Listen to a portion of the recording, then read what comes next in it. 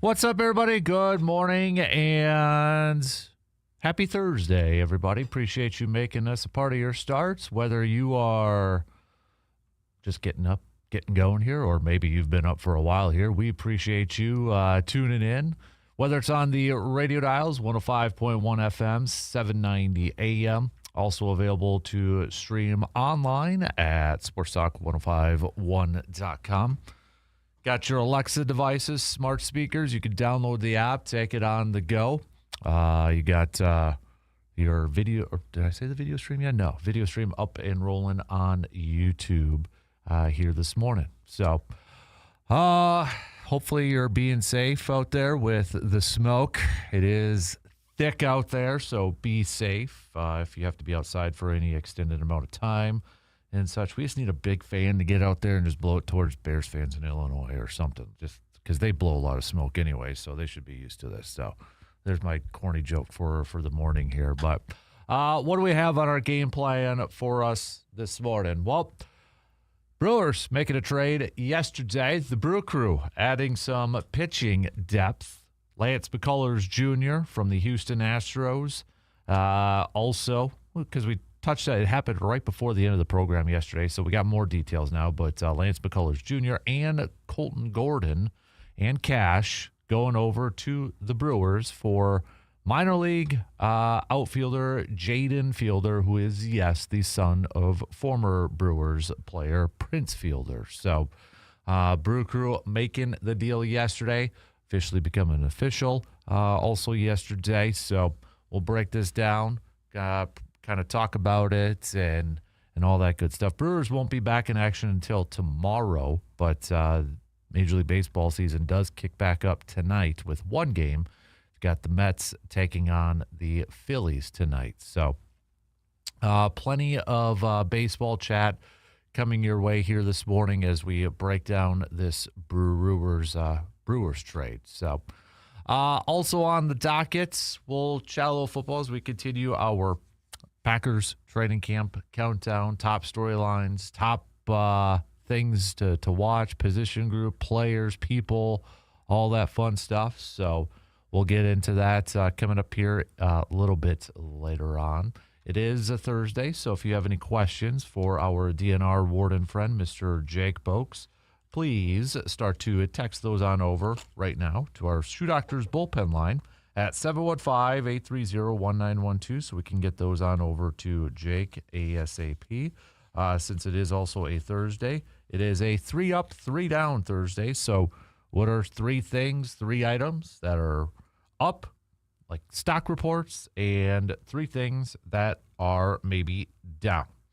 And then it is also a Am I Wrong Thursday, brought to you by Mike's Star Market. So give us your sports take, give us your sports opinion, give us your sports thoughts that you would say, am I wrong for saying that? Am I wrong for thinking that? So feel free, again, to send those on over either on that Shoe Doctors bullpen line, or you can hang out in the Section 105 chat that is on our video stream. So you can do that over there too. World Cup, we know the final matchup, Argentina take down England. So it'll be Argentina versus Spain for the World Cup final coming up this weekend.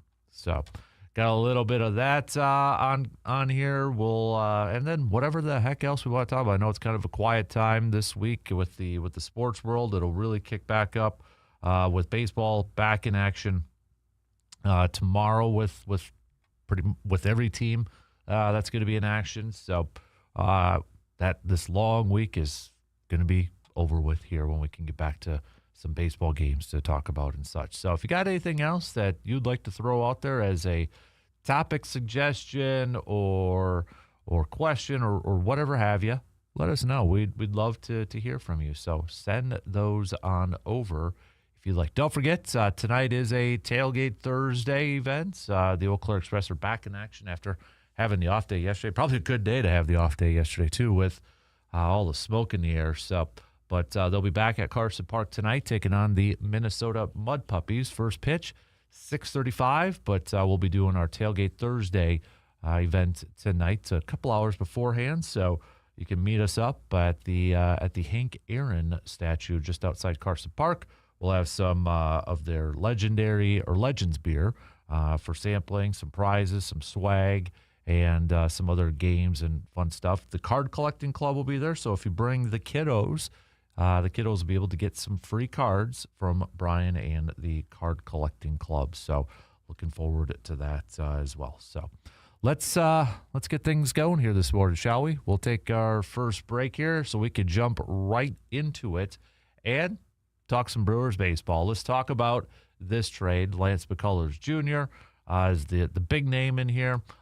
Gordon also coming over from the Astros for a minor league player. Let's hash this out and maybe look towards the future. I'm sure one thing is that Brewers fans are wondering: is this going to be the only one? Is there more on the horizon? We'll talk about that too. We got intern Carter that's going to be joining us here in just a couple minutes too. So let's take our first break, and then we'll get the leadoff going here this morning, talking some Brewers baseball. We'll be right back after these quick words.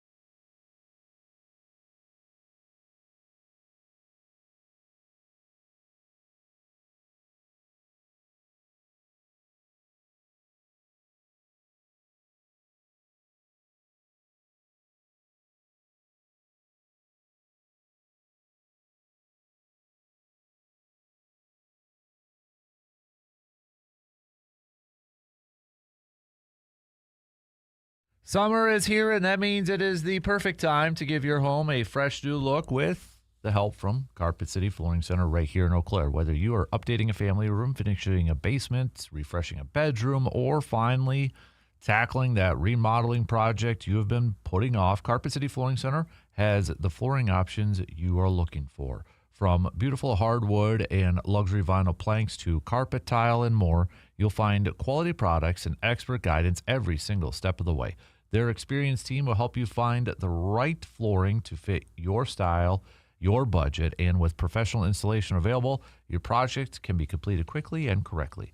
Make this the summer that you transform your home. Stop on in to Carpet City Flooring Center in Eau Claire today and discover why so many area homeowners trust Carpet City Flooring Center for all of their flooring needs.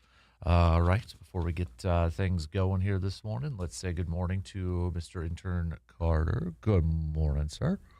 Good morning. How are you doing? Surviving the smoke? Yeah. It's harder to survive the week without sports, but It is.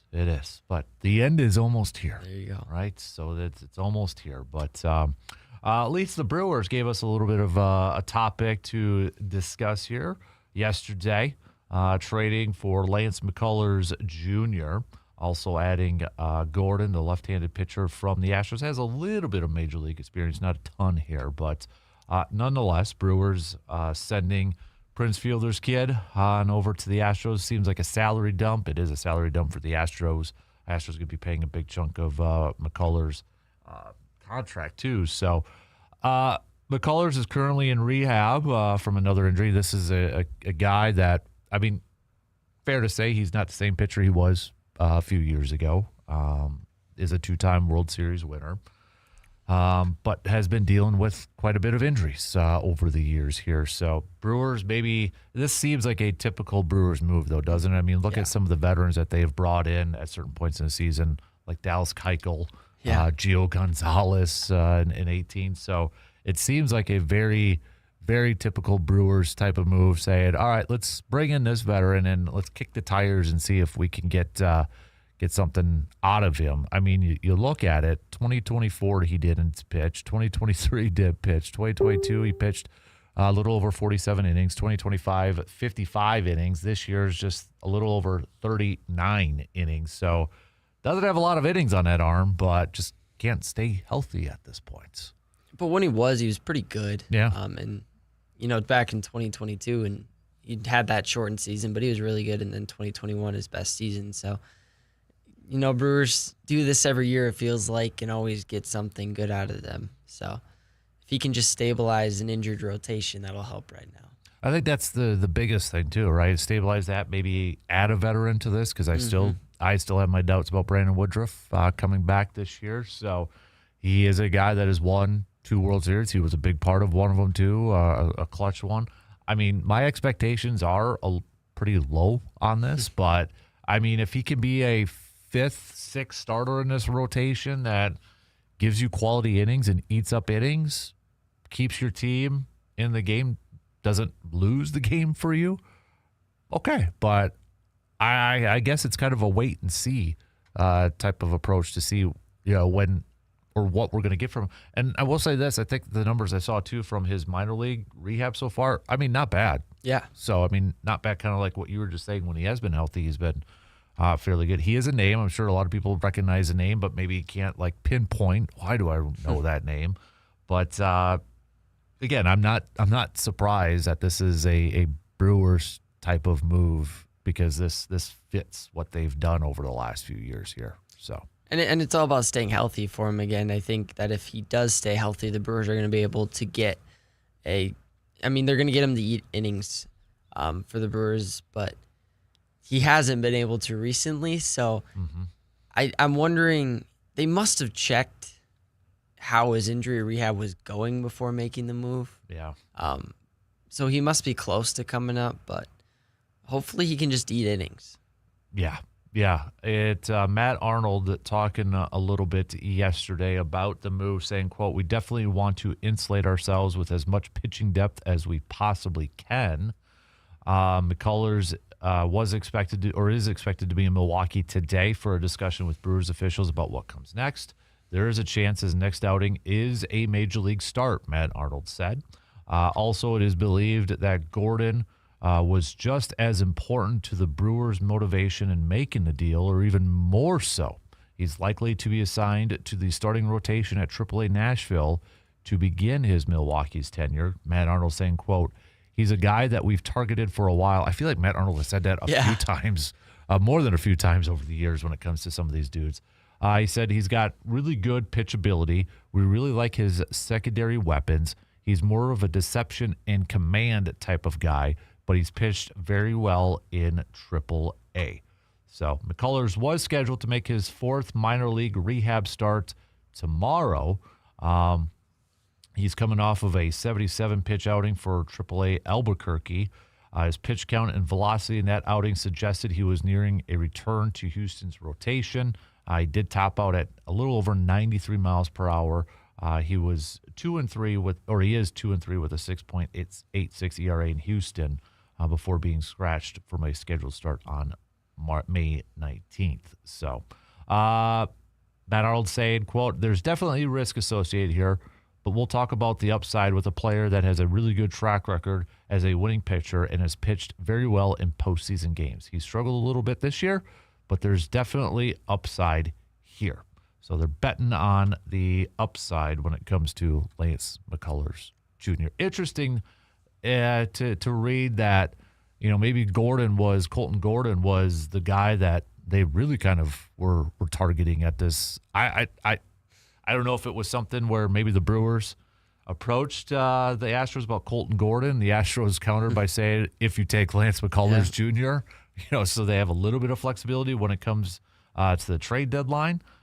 Maybe that's just pure speculation on my point, but I don't know. It's kind of interesting to hear that, but maybe again not too surprising because he is a younger pitcher that's, you know, just getting his major league career started, and it's another lefty added to the depth of this young squad. And just reading some of the articles, you know, Gordon's won some minor league awards for pitching, and he's got some room to grow. And the pitching staff of the Brewers always gets the best out of them. So if he can come in and again, I mean, they needed bullpen help in my opinion. So if he can be that guy to help him out, then it's a very low risk, high reward type of move. Because even though it was a fun story with Jaden Fielder, he's an undrafted free agent for a reason. And I know there's going to be some, but I hope fans aren't pissed. Yeah. Because it's Prince Fielder. So. Yeah. I there's probably going to be some like, why would you do that? Doesn't mean he's the next Prince Fielder, right? Like you said, undrafted. I mean, come on, let's look at the bigger picture here. We gotta focus on the 2026 Brewers and not even maybe the 2031 Brewers or whatever. If he would have even gotten to that level, we don't even know if he gets there. Yeah, right? Exactly. So, I think the other part in this too is okay. I'm sure there's some fans that are wondering about, okay, why would they trade for another injured pitcher when, you know, we're dealing with injuries and that, but if Gordon is the guy that they were really targeting in this thing, I think the Brewers maybe earn the benefit of the doubt when it comes to targeting certain pitchers. I mean, because it seems like they've hit on a lot of them. Kyle Harrison, Shane Drowan, Brandon Sproat's been pitching better. Quinn Priester last year when he was healthy. If Gordon is the guy that they're really intrigued with, I trust the Brewers when it comes to, okay, because I would imagine they probably consulted a Chris Hook. Yeah. You know, when you look at pitchers, why wouldn't you consult your pitching coordinator or whatever his title is? You know, like, hey, what do you think about this guy? I trust Chris Hook when it comes to evaluating pitchers and getting the most out of those guys. So maybe I'm a little bit more intrigued with what they see with this Gordon cat. Well, and like what you said, Arnold said last year, they've been looking at Quinn Priester for so long. Yeah. And they turned him into a stud, and now he says this about Gordon. So I have high hopes for Gordon. I think he could come in and be a really good MLB bullpen pitcher for us this year. And we'll likely need it eventually. So, again, just another arm. Yeah. And, I mean, McCullers Jr. is going to be a free agent after this year, so it is a rental. That's why I think the more we look at this and the more that we kind of read between the lines from for Matt Arnold. I think Colton Gordon was the guy they wanted. He's pre-arbitration for the next couple of years, so I mean he's really under team control here for a while. And I think maybe McCullers was just okay. Throw him in on there, and we'll add some veteran depth and see what happens. And again, you traded Jaden Fielder, and you got cash. Like, this wasn't a trade that you didn't trade a top prospect. He wasn't even in your top 30. Right. So this move was interesting for the Astros part because you're trading two MLB-ready pitchers for a player that, I mean, likely won't turn out because not a lot of players do. So it did make sense from the Astros perspective, but from the Brewers perspective, again, I don't know what their GM does, but he's just so good at trades right now. He is. And, I mean, again, look at the moves that, Matt Arnold has made in the offseason. And, maybe we were scratching our heads a little bit like, okay, why would you do? I think almost all of them have worked out, haven't they? I mean, I know we haven't seen Jet Williams, but Brandon Sproat's arrow is probably trending upward more so than Freddie Peralta. Kyle Harrison, Shane Drowan, and even throw in Hamilton for what he's been able to do. And I know Caleb Durbin's been playing better as of late too, but still, I mean, I trust Matt Arnold's and the Brewers, and a lot of it is their pitching lab and whatever they do to these pitchers to get the most out of them. I think Colton Gordon, if I'm Colton Gordon, I'm excited, right? I mean, if you are a pitcher that is a little bit younger or, is maybe kind of close or a little bit of experience in the major leagues and maybe nothing just hasn't clicked or you haven't gotten a ton of opportunities, you get traded to the Brewers, I would be excited because it's almost like undrafted rookie free agents in Green Bay. Yeah. You're going to get an opportunity and you're going to be able to get to work with arguably the best pitching coach in Major League Baseball or a pitching group that has done wonders for so many other pitchers. If I'm one of those pitchers like a Colton Gordon or a Quinn Priester last year or a Kyle Harrison this year, and I get traded to Milwaukee, I'm ecstatic because they're going to put a lot of faith in me and they're going to work with me and they see something in me. I think both pitchers have to be extremely excited because you're going from a team that isn't competing for a World Series to a team that is, and they get an opportunity to help in that. So, I mean, even from Lance McCullers' perspective, I mean, if he can get back to a little bit of his 2022 form, the Brewers will take that because that can play in the postseason. Yeah. Yeah, and this is a guy, too, that, I'm curious, when, let's say, everybody gets healthy from a starting rotation standpoint for the Brewers, like McCullers is a bullpen type of guy, too. I mean, was it the 2017 World Series? He was kind of like the piggyback starter, 4 innings. So, I mean, there is a little bit of flexibility surrounding that, which, again, fits the Brewers mold for a lot of their pitchers, right? Yeah. So, and I don't think the Brewers are going to really tax him, when he does come off that injured list, if he is, his next start is going to be at the major league level. I mean, I don't think the Brewers are going to say, okay, we're going to throw you out there in the minimum 6 innings. Yeah. They're going to be cautious with that. So, and again, they needed pitching. I mean, they just signed Bryce Wilson, and I don't I like Bryce Wilson. He's an innings eater, but you can be better. And bringing in 2 players that have potential to be better is a good move in the grand scheme of things. Yeah, you want depth, right? You just want to build depth, and if anything, I mean, does it probably put the nail in the coffin of the hope of a Skol Bowl? I mean, if you had hope for that, maybe it doesn't change anything. I don't know, but I still don't think it's going to happen. So, but let's talk a little bit more about this. What does this trade maybe kind of signal for the Brewers going forward with the trade deadline coming up on August 3rd? Let's hit that up. But what are your thoughts on this trade? You can let us know. Shoot us a message on that Section 105 chat. I know we got Matt over there, and the texting line. You can also hit us up over there, 715-830-1912. We got to take a quick break, got to pay some bills, and we'll be right back in just a couple minutes.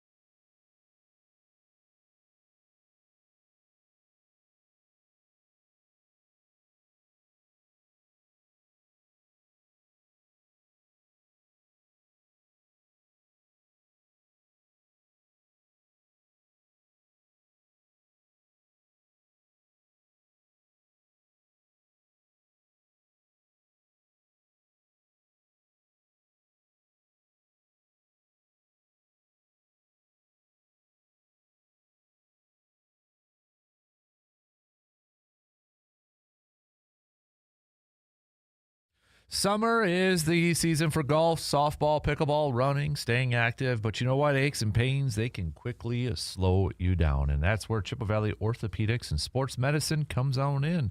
Their experienced team helps weekend warriors and athletes of all ages get back to doing what they love with expert care and treatment options designed to keep you moving. Play more, hurt less. Chippewa Valley Orthopedics and Sports Medicine. You can get started today by checking out their website, cvosm.com.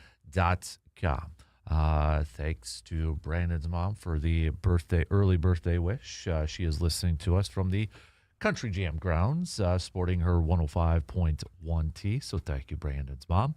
Surveyor, your text, I don't even know if you're listening right now, Surveyor, but your text came in late, and this was from yesterday, and it was about Jordan Love. So we'll get to that a little bit later on. Surveyor with a long one. He is a big Jordan Love believer. So obviously Jordan Love has been a big topic this week. So Surveyor, I'll get to it probably coming up in the next hour. We got Matt on the Section 105 chat saying, I assert this is the first trade of a couple. McCullers is the salary dump with Houston, taking on a surprising amount. Gordon is the Peace Reclamation Project for Hook and Friends. And unrelated, but Aaron Savale got DFA'd again. He. And good morning to Barb on the Section 105 chat too. So we gotta get Matt. I think he's listening to us in Ohio. We gotta get some more listeners in Ohio there, Matt. So we gotta recruit you as a recruiter to get that out there. So, but obviously with All-Star Game over with, all the focus, or a lot of the focus now in Major League Baseball, is going to be on the trade deadline. And I don't know if this is the only move that the Brewers make. Would it surprise you if it's the only move the Brewers make? Honestly, there's a big part of me that says no, it wouldn't. But I feel like Brewers fans, it's very similar to last year, where who was it that they acquired last year? I'm blanking off the top of my... Was it Andrew Vaughn? I think it might have been Andrew Vaughn, Aaron Savale and Andrew Vaughn. Maybe there was another one. But the feeling was, just don't let that be the only move. And I wouldn't be surprised if that's the only one. And again, a lot of things could happen in the next couple of weeks before the trade deadline. Whether this is the only pitching move they make, I could still see them acquiring maybe a bullpen arm to bolster that, because again, we went through some of Matt Arnold's comments and he talked about pitching depth, and I easily could see the Brewers doing that. But also, I wouldn't be surprised if it's not a big name, but somebody that they can go up and down in AAA, so they can have some flexibility with that, bringing in fresh arms and just, the back and forth that we've already seen with that. Because if you get a veteran, let's say, well, then you're kind of, quote, stuck with them, and you don't have that flexibility. So I could see it where it's not a big name, but they've still got some minor league service time that they could, have some flexibility calling up and down with. I think the Brewers do these moves so early and so far ahead of the trade deadline because they want to see if it works. Mm-hmm. Like they did this with Savali too. It's almost like they're making the trade. If it doesn't work, they'll do another one. But if it works out, then they'll just stand pat because they made their move. And I think this is kind of that, because if McCullers comes out and gets hurt again or struggles, and Gordon, he hasn't been good in the MLB this year. He carries it over an 11 ERA. If he's got to spend some time in AAA to get whatever pitches fixed and can't really be an MLB arm right now, then they'll probably have to make another move. Mm-hmm. But if McCullers comes out and balls out and all of a sudden Gordon's fixed, well, then there's no really need to make a move because you've got that depth then all of a sudden again. The trades that they did last year, now that I remember because I looked it up, Danny Jansen and Brandon Lockridge. Those were the two moves, because Lockridge was traded to the Padres, where they shipped off Nestor Cortez, who made the great career with the Brewers. But those were the two. So now I remember Brewers fans say, don't let that be the only moves. But I from an offensive side, if they do another position player, I think everybody just assumes it's going to be third base. But I think this is a huge couple weeks for Joey Ortiz. Right? This maybe not even a couple weeks, maybe a week and change. Like what's that time? We got August 3rd, so they're going to be in action starting tomorrow. Would you say week and a half of Joey Ortiz to maybe solidify that spot? And because he's hitting better, but if he comes out of the All-Star break and he struggles, do the Brewers look at that? But then on the flip side, who's out there from a third base? I think they'll always be looking, but I think he's safe because, like you said, there's absolutely nobody out there that I would want them to trade for, and everybody's going to be overpriced because there are a lot of teams buying this year. And I think they've stuck with Joey Ortiz this long, they're going to ride him out this year. Yep. And if they do make a move, I could see a Jet Williams moving up or somebody like that rather than trading for a power bat. And I think it was kind of telling, too, where I don't know if you saw this, but it was right after Sunday's game, or I think it was on Sunday, it was reported that Jet Williams was going to be called up, but then he had a hand injury. Mm-hmm. So I don't know if that would have been the move over Lara, or if Lara was already pre-planned before Jet will, with the timeline there. But the fact that they were going to call him up, but then the injury kind of derailed that. Honestly, if Jet Williams is the better option than forcing a move just to bring in somebody else, I'd rather do that. So I read that, and my first thought was, then why isn't he up now? Mm-hmm. Like, he's healed. He's ready to go. He's playing in the minor leagues. That probably meant they weren't going to play him every day, which now confuses me, because why would you call him up to not play him? If he was going to play every day, then you can call him up right now for the same thing. Mm-hmm. So a little bit of that didn't make sense to me. So I don't know. I don't know anymore. Yeah, even like the Lara one it's kind of a interesting plan that they've had so far. It really showcases the rotation that they're doing, because Frelick's.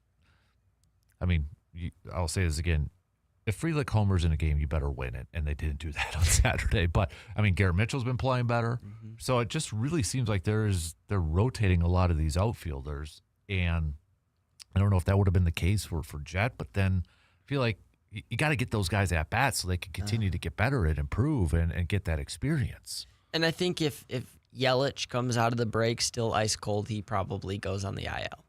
It's going to be one of those. Yeah, well, he's dealing with a back again. Mm-hmm. Well, is he, or is he just struggling and you need to sit him down for a bit? Yeah. Maybe there's a little bit of an issue with the back, but not enough for an injured list, but that's your way to, I could see that if Yelich is really struggling. To me, that's the guy that has to have the surge in the second half. When you look at this roster, I'm sure, you can make guys like Ortiz and Frelick, but I think if there's a dude that really needs a surge, it's got to be Christian Yelich to help out this ball club. Yeah, he's the veteran leader. You're going to need him in the postseason, especially as a leadoff hitter, because right now he's not even walking. So he's not even doing his job as the leadoff hitter, and that's annoying to watch. But if last year he had 29 home runs. If he even gets a little bit of that power back and starts getting on base, we're going to challenge the Dodgers. It'll be better than last year. Mm-hmm. And this is the thing too, when it comes to these final 66 games for the Brewers. When I see this, where this team is at, and the rest of Major League Baseball, I feel like there's nobody in the American League that scares me. If it was Brewers versus whoever, if the Brewers go to the World Series, I don't know if there's an American League team right now that would scare me. It's like the National League is it's the Dodgers. I would be a little concerned with the Phillies coming up. They're playing better. Braves are in that mix too. But is it fair to say that Brewers somehow, if they get through I know we're getting way ahead of ourselves, but that's kind of with the trade deadline too, is I don't fear anybody in the American League, which is kind of a changing of the guard here a little bit, or maybe it has been for the last couple of years. I think even Smoltz was talking about it on the All-Star Game telecast, how the American League, you look at a lot of these teams now and record-wise. But, it's almost like, what is the move that the Brewers have to make to push them over the top against the Dodgers, if that's even possible in like one or two moves? And I saw something last week where it was like, if the season ended today, the Brewers would have been playing either the Braves or the Cubs in the first round. That's a tough matchup, especially for a first round for the Brewers. And then you have to go play the Dodgers. Like, they're going to have to get through a good team to get there. Mm-hmm. And so they should, but it's never a given in baseball. So they have to make moves to be able to get to the Dodgers. And then obviously you have to beat the Dodgers. So it's the NL's kind of stacked this year. It is.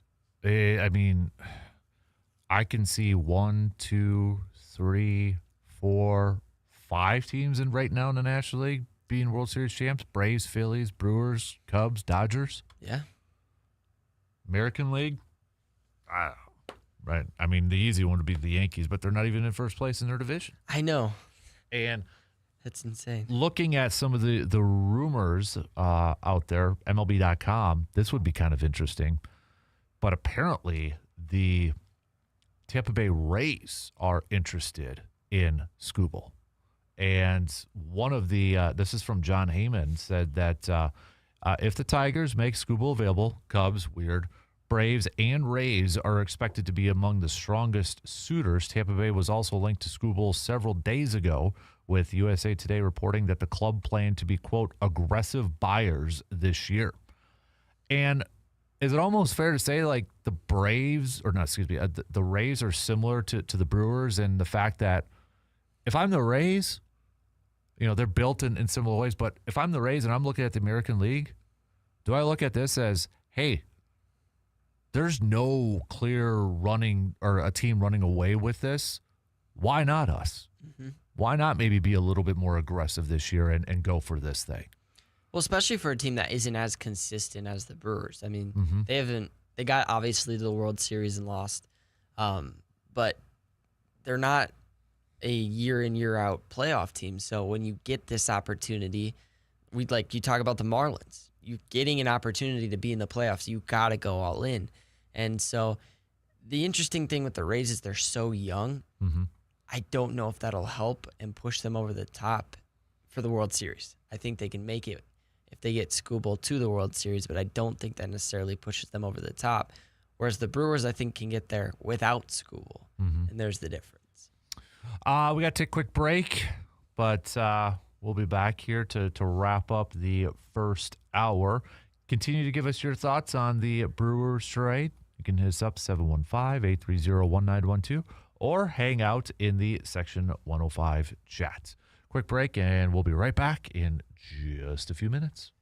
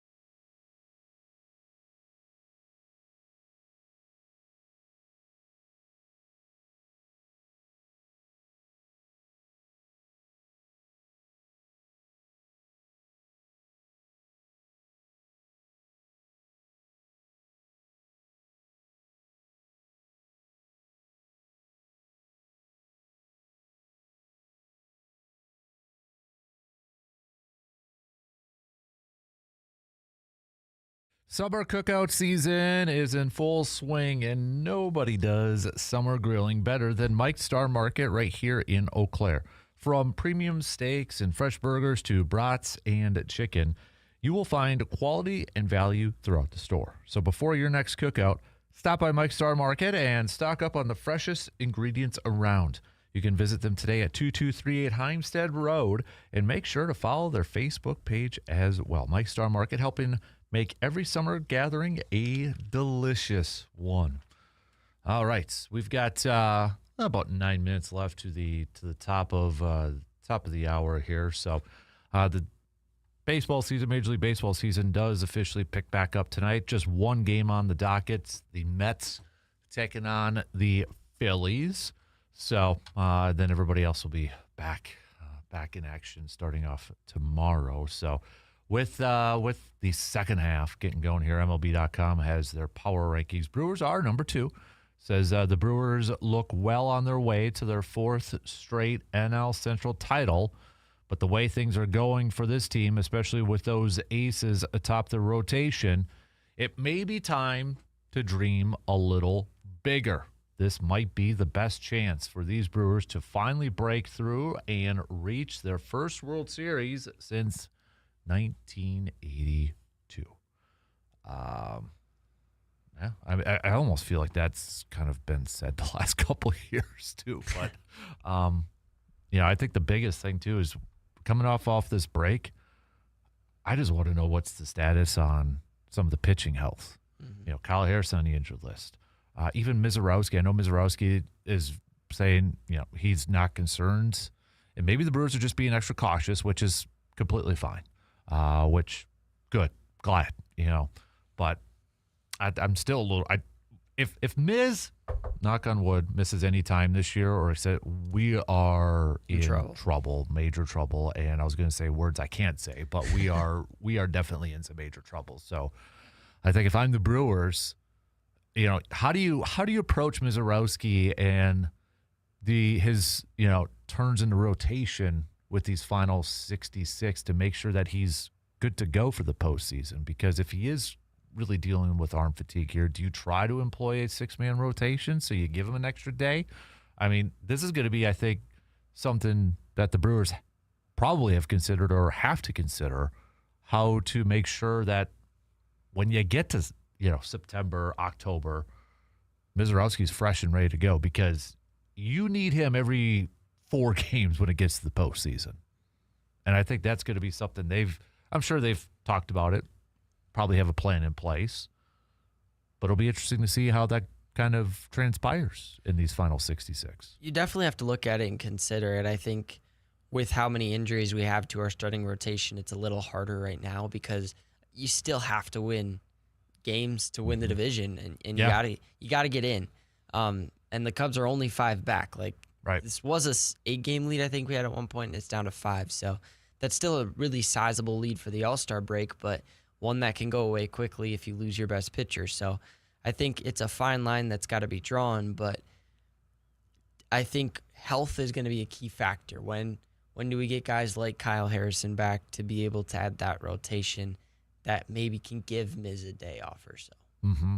I think, opening up, and I don't want to take teams for granted, but, you open up at home. Marlins are a team that has surprised people this year. Then you have the Mets. Then you have the Rockies. I mean, you're going to be home for 3 straight series, which is going to be a big boost for the Brewers to get off. I think they have to get off to a good start in the second half and take advantage of their schedule. Take advantage that they're going to be home. Take advantage that you're going to be going up against a struggling Mets team, a very bad Rockies team. Yes. And then you go visit the Giants and the Angels. Yes, it's a West Coast trip, but Giants aren't good. Angels are not good. So take advantage of that. And I'm looking for the Brewers. I think the expectation should be you better get off to a hot start, because when that calendar flips to August after that Angels series, wow. Yeah. You got Pirates for 4 games, which, I mean, Pirates are not far off from a wild card spot, and they just swept you. So Twins are in playoff contention. And then you're probably looking right after that. Yeah. 3 games against the Padres on the road, but then 4 against the Dodgers on the road. Then you return home for the Mariners and then the Braves. So that's a tough portion of the schedule. Yeah. So that's where I'm hoping the Brewers come out with their you-know-what hot, to quote Matt LaFleur, and rack up some wins and take advantage. Because they're a really good team at home this year. So get it done. Take advantage of it. Yeah, and again, especially against bad teams like the Mets and the Rockies, you're going to have to win series. I mean, you don't get a choice anymore. You're a good team. You got to show it. And they should even win the Marlins series at home. So to come out with an easy schedule is nice, but they got to take advantage of it, like you said. Yeah, and, I feel like that a lot of or a topic from the last few years when it comes to the Brewers, I don't think we can necessarily say this year, but you don't want it to pop up is this a team that plays down to the competition? Mm-hmm. You haven't really heard that narrative being thrown out there this year, but you don't want to begin the second half by saying, well, are they playing down to the competition if they're losing to the Mets and losing to the Rockies after they just got swept by the Pirates? So, again, that's where I hope they come out playing hot because, I mean, you look at you can kind of do a little bit of scoreboard watching at this point, and if you're looking at it from a division, Cubs are going to be opening up against the Twins. They're going to be at home. Then the Tigers come. So you got two teams that are probably at this point in time, Twins and Tigers, really they got to come out hot. These fringe teams got to come out hot so they know what they're going to do at the trade deadline. Yeah. That is the Twins. That is the Tigers. And then Cubbies have Pirates, Cardinals. They've got a really tough stretch, though, when you look at beginning of August, Yankees and then Dodgers. Luckily, those teams do come to Chicago for that. So, but and Brewers, Cubs, we don't get that until September for one more time. All right. Funny how that schedule works out. Usually kind of, when these schedules come out at the beginning of the season, it's like, oh, man, what? But then when we get to it, it's like, oh, that's going to be a good one later on in the season. It's going to be important. Yep.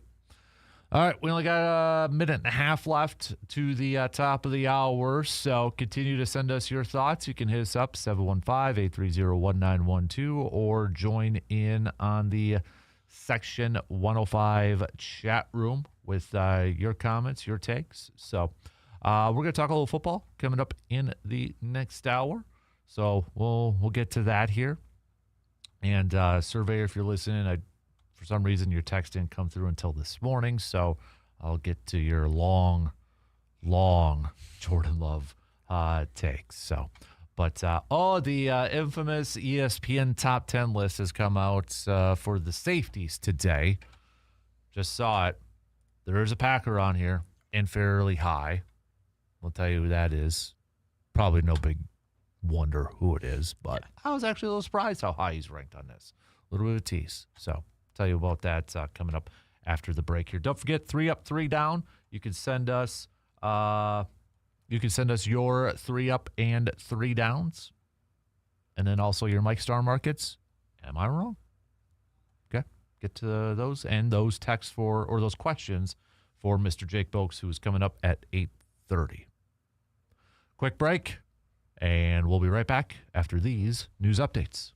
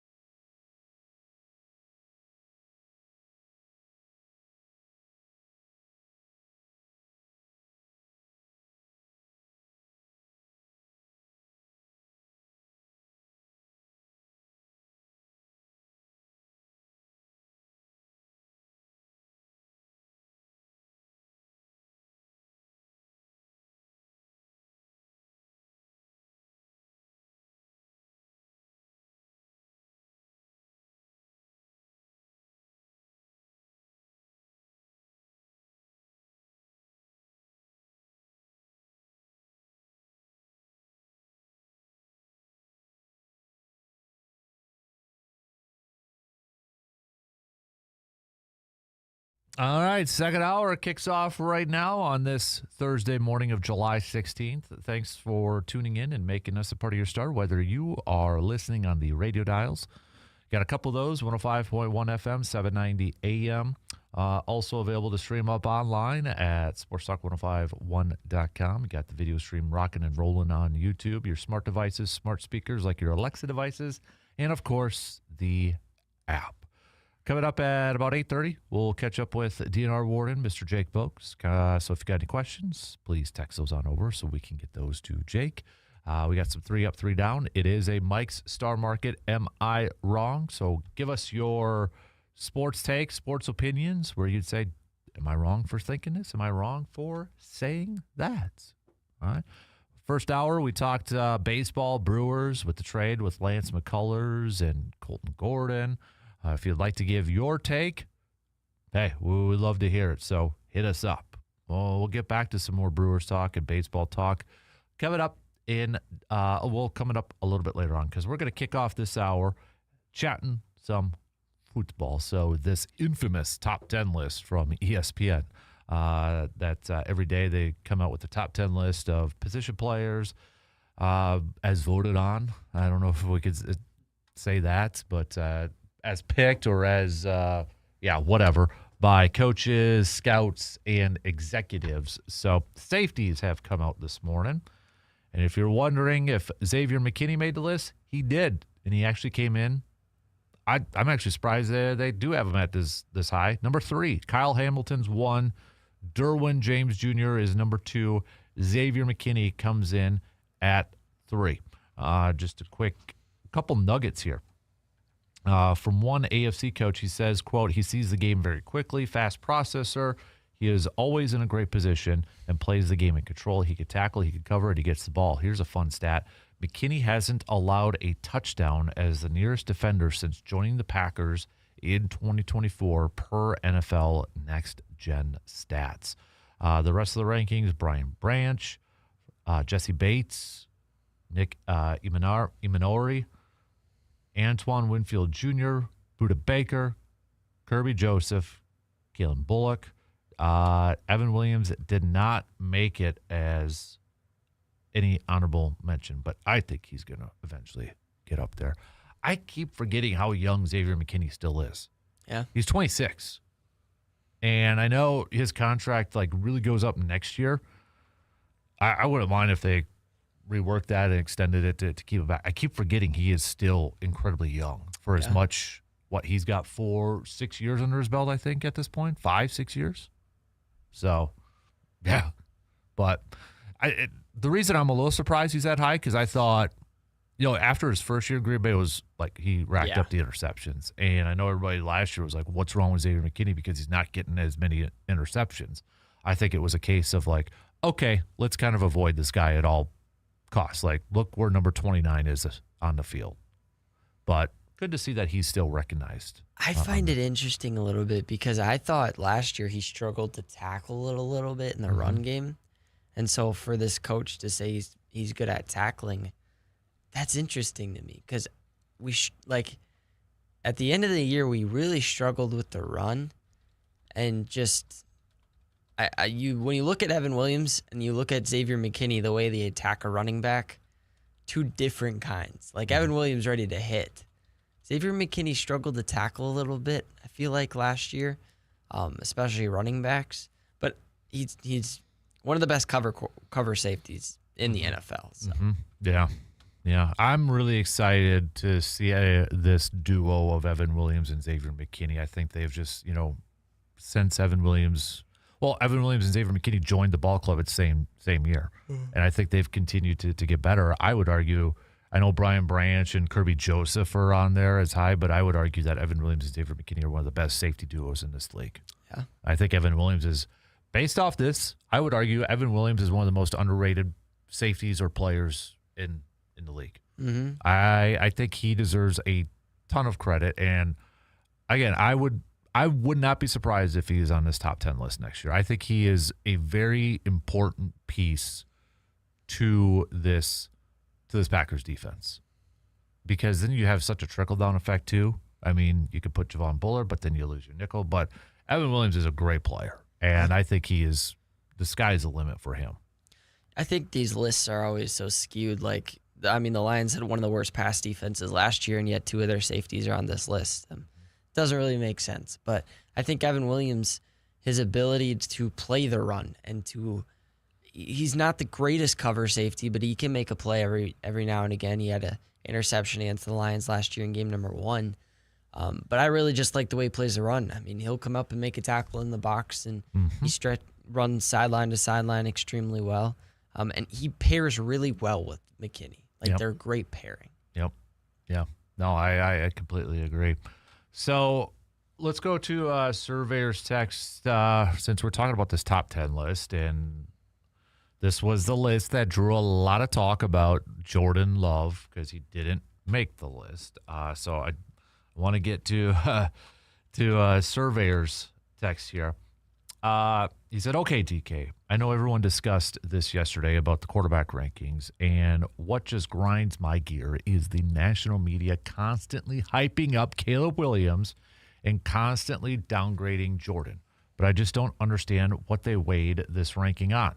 Was it just the, quote, eye test? Because how can anyone look at what Mahomes did last year and say, yep, that was the second best quarterback in the league last year? How can anyone not look at what Brock Purdy has done and not say he's top 10? But because it's Bears-Packers, I'm just going to list the 3 stats that are considered the, quote, best metrics by all the analytical people. Number 1, EPA, expected points added, which evaluates play-by-play data and factors in the down and distance, field position, and time remaining. Number 1, Jordan Love. Number 2, Dak Prescott.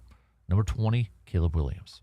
Number 2, CPOE, completion percentage over expected, which measures not just the completion percentage, but how difficult the throw was.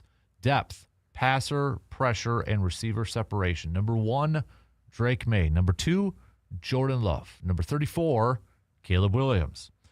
3, QBR, which is the total quarterback ranking. Number 1, Jordan Love. Number 6, Caleb Williams, and it's a difference between 80.7 and 53.5. This argument is not even close. Jordan Love is a better quarterback than almost everyone in the league, but he doesn't get the credit he deserves because he's in Green Bay. If he was playing anywhere else, he would be on this list and arguably top 5. But who cares? Go beat the snot out of everyone this year and prove, quote, executives and GMs, quote, wrong. And that's exactly why he's not on the top 10 list, because he hasn't done that yet. And I think this was the worst top 10 list of quarterbacks I've ever seen. This list is really not good at all. But I think that when you look at Caleb Williams and those, just comparing those two, I think Jordan Love's a better quarterback. But when you're constantly a 7 seed in the playoffs and haven't really taken that superstar step yet, and then you come back with a guy, the Bears have never had a franchise quarterback. So when you come back with a franchise quarterback for the Bears that just took them to a 2 seed and beat the Packers and Jordan Love in the playoffs, that's where the argument comes in for Caleb Williams. And I think that we've been telling Jordan Love he's going to take that next step to superstardom for the last 3 years, and he really hasn't become a superstar. Now, Jordan Love's a star quarterback. Mm-hmm. He can win a Super Bowl. But he's got to take that step to be a far and away better quarterback than Caleb Williams. Right now, we can look at stats, but the eye test tells us they're pretty comparable quarterbacks. My counter argument to that playoff argument is, then why is Dak and Justin Herbert listed higher? I agree. How is Baker Mayfield not on this list? How is Sam Darnold, who just won a Super Bowl, not on this list? Mm-hmm. I don't know. I do think Caleb Williams is just a flash in the pan. I think the Bears go from worst to first, or from first to worst, but I think that, again, we've been saying Jordan Love, go show him. And we're still saying that. I think this is just my theory. One, does Jordan, what benefits Caleb Williams here is the comebacks, is the flashy plays. The throw-up play, the throws, and is that Caleb? Is that defensive breakdowns? We can get into that. I honestly believe part of this, though, is with Jordan Love, this is just my feeling, this is from a national media sense. There's no way that it's possible that Green Bay found a third straight quarterback. It's not only is Jordan Love going up against these quarterbacks, he's going up against Aaron Rodgers and Brett Favre. Yep. Brett Favre, after Brett Favre's like, okay, we're probably not going to have a quarterback in. Aaron Rodgers is not going to be Brett Favre. Aaron Rodgers is arguably better than Brett Favre. Yep. And Aaron Rodgers is one of the most talented quarterbacks of all time from throwing the football and all that. So, I mean, the bar is set incredibly high. The guy coming in, Green Bay can't do it 3 times in a row. They can't because no other team has done it 3 times in a row. So I think that works against Jordan Love.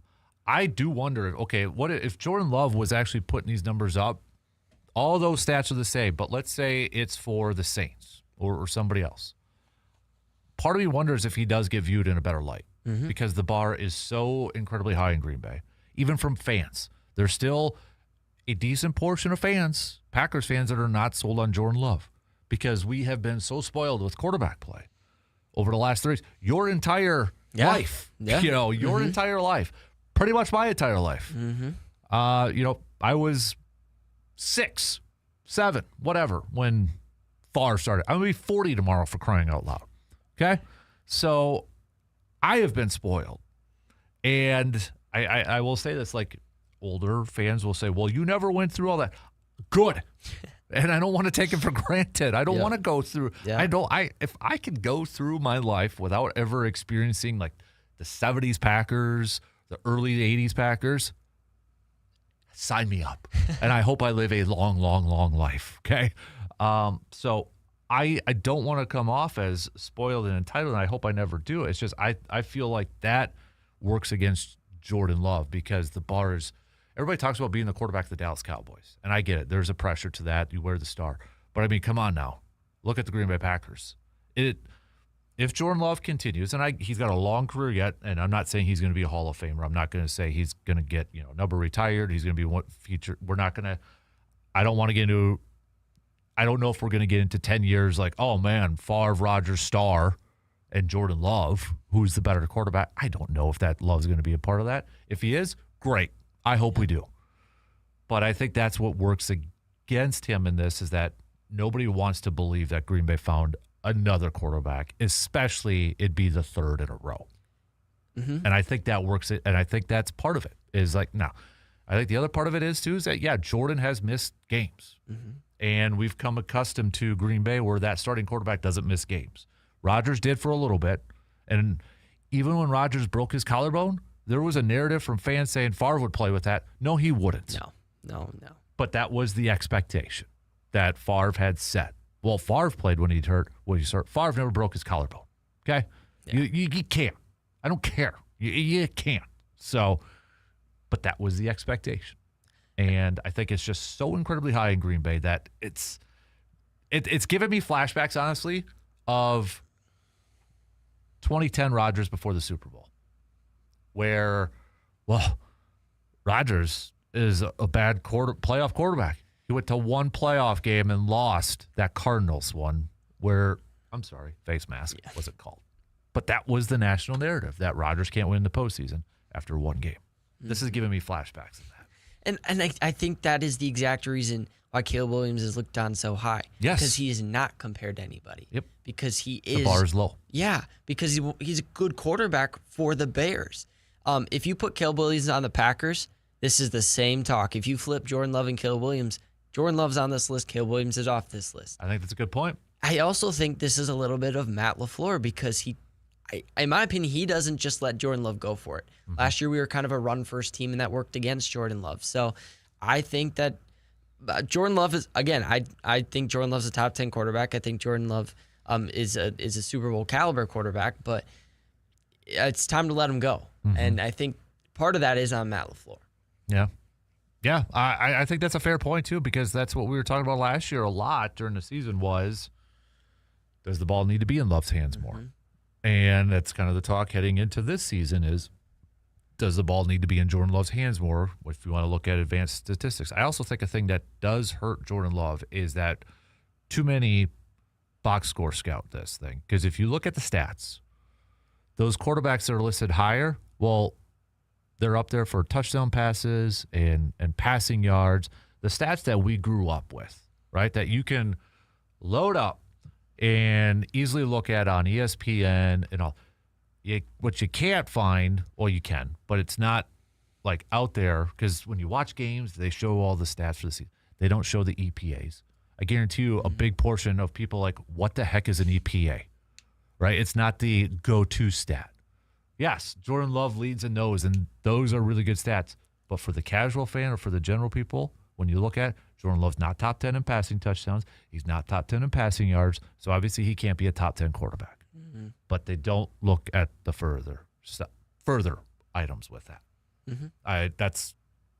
I truly believe that too. Especially if you don't watch games like Packers games and you're just looking at numbers. Box score scouting. And we'll be able to see if Caleb Williams is really this good this year because guess what? You saw with the Vikings, the luck runs out eventually.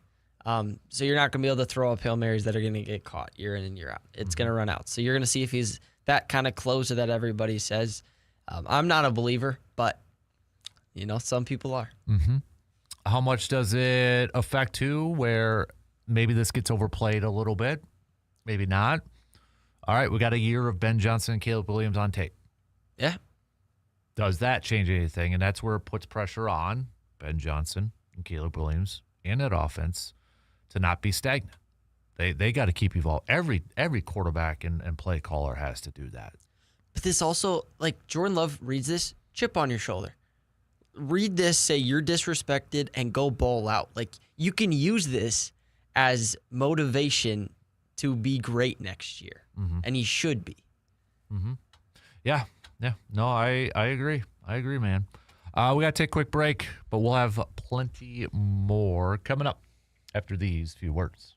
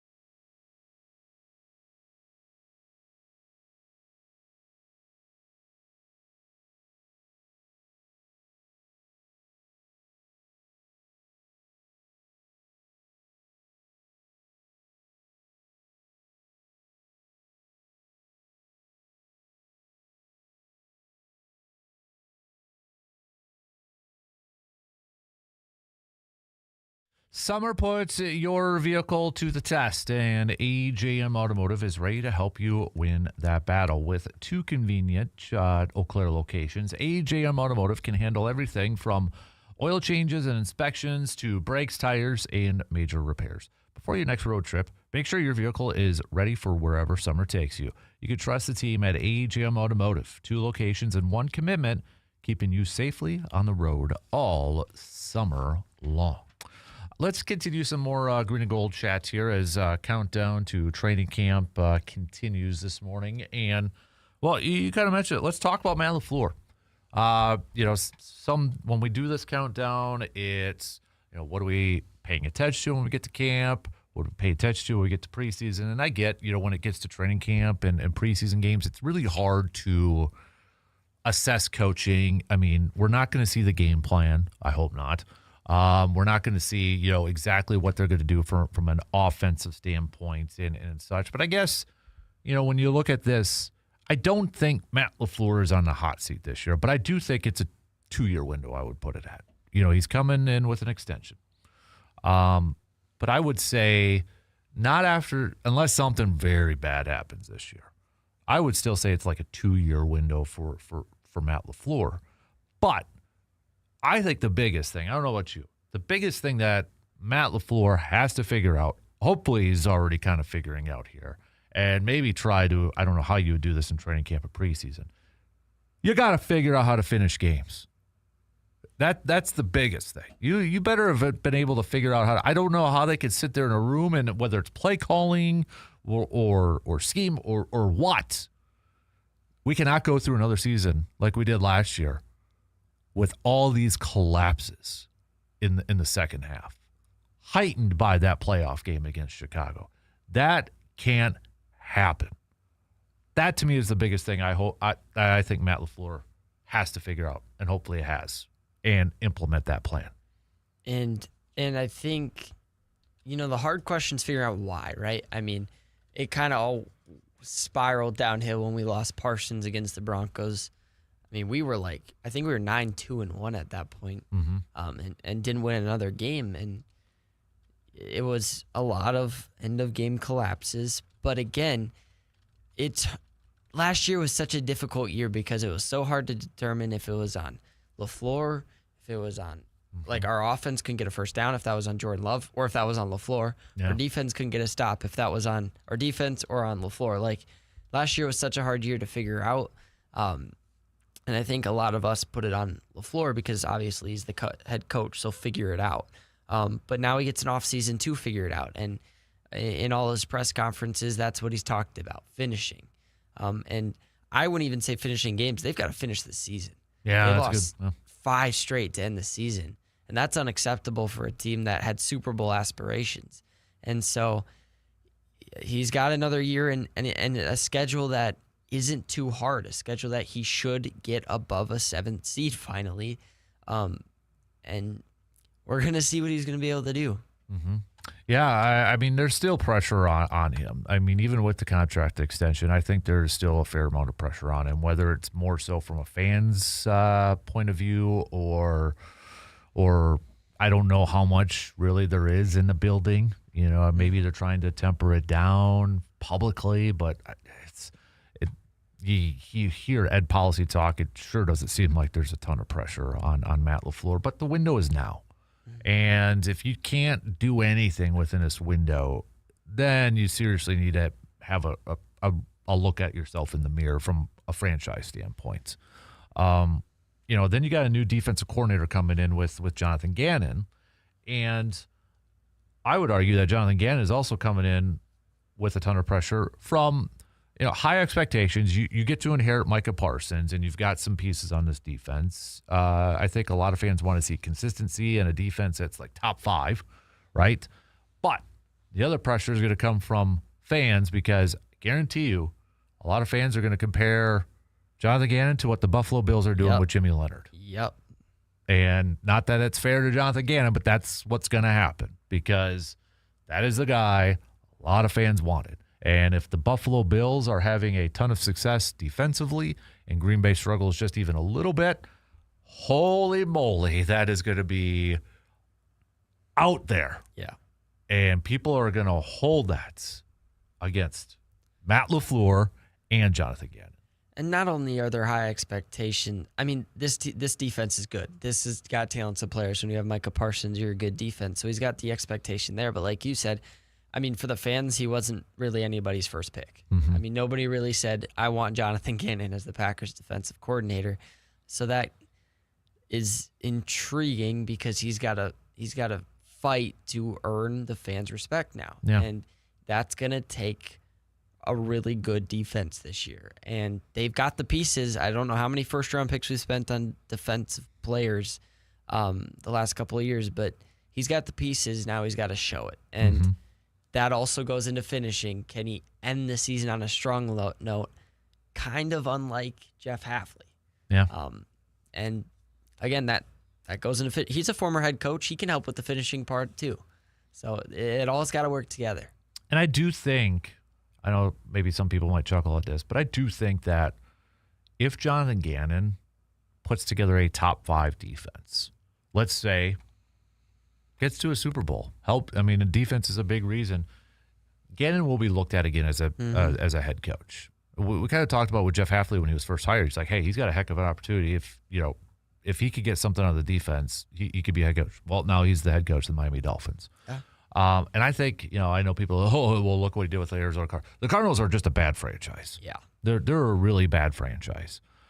If he is the defensive coordinator like he was with Philly, he's going to get looks again. Not saying he's going to get hired, but he will get looks again. I mean, it's happened time and time again. So it is going to be interesting to see what he does with this defense. I mean, we are going to go to I know he says there is no scheme, but it is a 3-4, which I think it fits better for some of the guys that they have on this roster.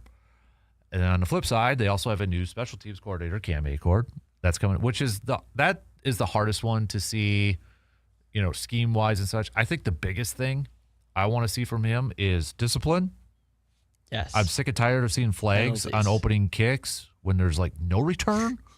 Yeah. So discipline, and just get guys to buy in to play special teams. Get back to, I remember it was the day where you had rookies or undrafted rookie free agents, and the narrative was always, hey, you want to make the team, you got to play special teams. And I feel like that's kind of gone away. I mean, you got guys like Keyshawn Nixon saying, oh, no, I'm not playing anymore. Did you win an All-Pro?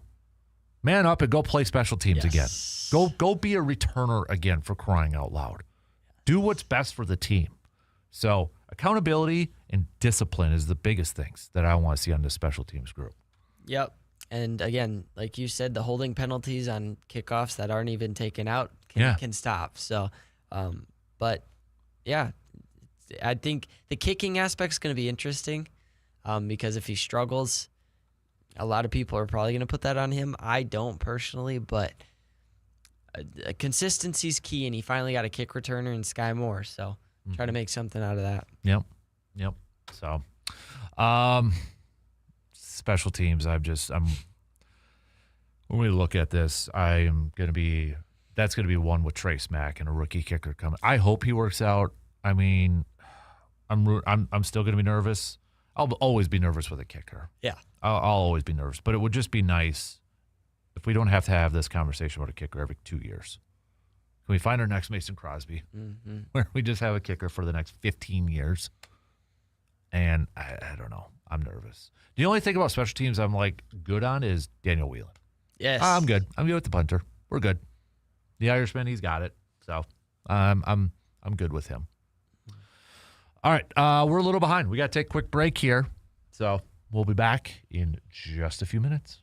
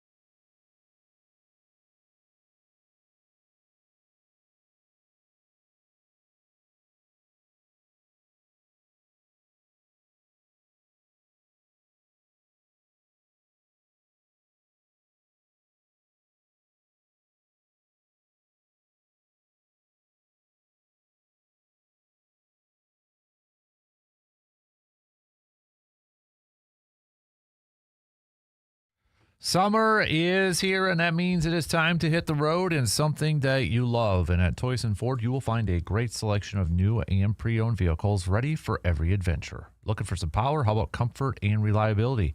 Hey, they've got it all, backed by a team that's committed to making your car buying experience easy and stress-free. So whether it's a weekend getaway or your daily drive, make sure you are riding in style this summer. Toys and Ford in Chippewa Falls, where your next journey begins. Don't forget to send over your questions for Jake Boakes for our outdoor segments coming up at about 8:30. Please text those on over to 715-830-1912, or you can shoot them on over to the Section 105 video stream too. So the countdown is officially on. We are less than 2 weeks away from training camp opening for the Pack, for the green and gold. I know some teams opening up as early as actually in a few days, because Hall of Fame game, new coaches, they get to open up a little bit earlier. So don't be shocked when next week you see teams already opening up practice. So I can't believe it. We're going to be there at this point in time. So we've been doing this training camp countdown and that. But if you had to pick one, intern Carter, I'm going to put you on the spot here. If you had to pick one, what's the main or the top item thing that you'll be kind of curious or watching when it comes to Packers training camp? Well, I think one of the things is obviously the kicking game. He struggled in rookie minicamp coming in, so if he can figure that out, and then I think the other thing for me is the cornerback room. I've been really against the idea of this cornerback room. I've wanted them to add a corner all off season, so I'm interested to see who comes out on top if it's Valentine and Nixon starting to open the year again, because I know St. Juste was injured, and Cisse is a rookie, but so those things I'm interested in. Mainly just those two. I think Marshawn Lloyd's probably going to get hurt, but it's a story to see kind of how that plays out too. We're still not knowing Josh Jacobs. I know. Again, I don't know if this is good or bad. I don't know. It's got to be good, right? You would think, right? I mean, you'd think, but I don't know. And I think, from a fan side, I would think the Packers maybe have an idea. Do you think they kind of know where the progress is on this? I think they would, but it's more from I guess us as fans. I want to know. We all want to know what's going on. I would think Josh Jacobs has an idea, maybe lawyers and talks, but it's just kind of weird that it's been a month at least, right? At least a month and nothing. So I don't know. Maybe it's good. Maybe it's not. First of all, we hope that nothing seriously was right. I mean that's the main thing. We want to hope that nothing was serious. But if he is cleared, I mean, it's just it's a difference maker whether he's on this team or not. Mm-hmm. Let's be real. The fact that Marshawn Lloyd is the main backup, like a month ago. Mm-hmm. The fact that Marshawn Lloyd is the backup, it's a complete difference maker whether Jacobs is on this team when he starts off the season or not. So and that's why it was concerning when this came out, because it was like you need to add. But I do think the Packers would have added to their running backs room if they thought he wouldn't be playing. That's the other point too, because there are veterans that are out there, and maybe Green Bay does right before camp. They add a veteran. Yeah. Maybe there's no rush for that. I don't know. But yeah, it's been really, especially for little old Green Bay, it's been pretty quiet. Maybe that's actually a benefit for him, because if it was a bigger city or bigger market, it'd be constant. You got all those investigative reporters. But I don't know. It just seems kind of weird. Mm-hmm. So, all right. I know we still got to take another break before the top of the hour. But tell you what, let's do some 3 up and 3 down coming up here in just a couple minutes. We'll do that right before the 8 o'clock hour. Send us your Mike's Star Market. Am I wrong? So give us a sports take. Give us a sports opinion where you would say, am I wrong? Honestly, a lot of what we just said about Jordan Love could probably fit. Yeah. Am I wrongs? I kind of I'm going to say one for you. I don't know if this was what you would pick, but am I wrong? My name's Carter. Am I wrong for saying if Jordan Love was on the Bears, he'd be viewed in the same light as Caleb Williams? Kind of what you're saying? Yeah. Can we throw that out there? I think that's a good one. I think that is a fair one. Bar incredibly high in Green Bay. Bar incredibly low in Chicago. How many times have we seen the graphics during games of starting quarterbacks in Green Bay compared to Bears starting quarterbacks? Yeah. Right? I mean, I'm not trash talking. It's a fact. Yeah. It's out there. Every single game, I think they've had that. And every time a Bears draft a quarterback in the first round, it is brought up. It's very similar to Cleveland in a lot of aspects. Yeah. So, all right, we'll take our final break and finish up the second hour with a little 3 up, 3 down. We'll be back after these few words.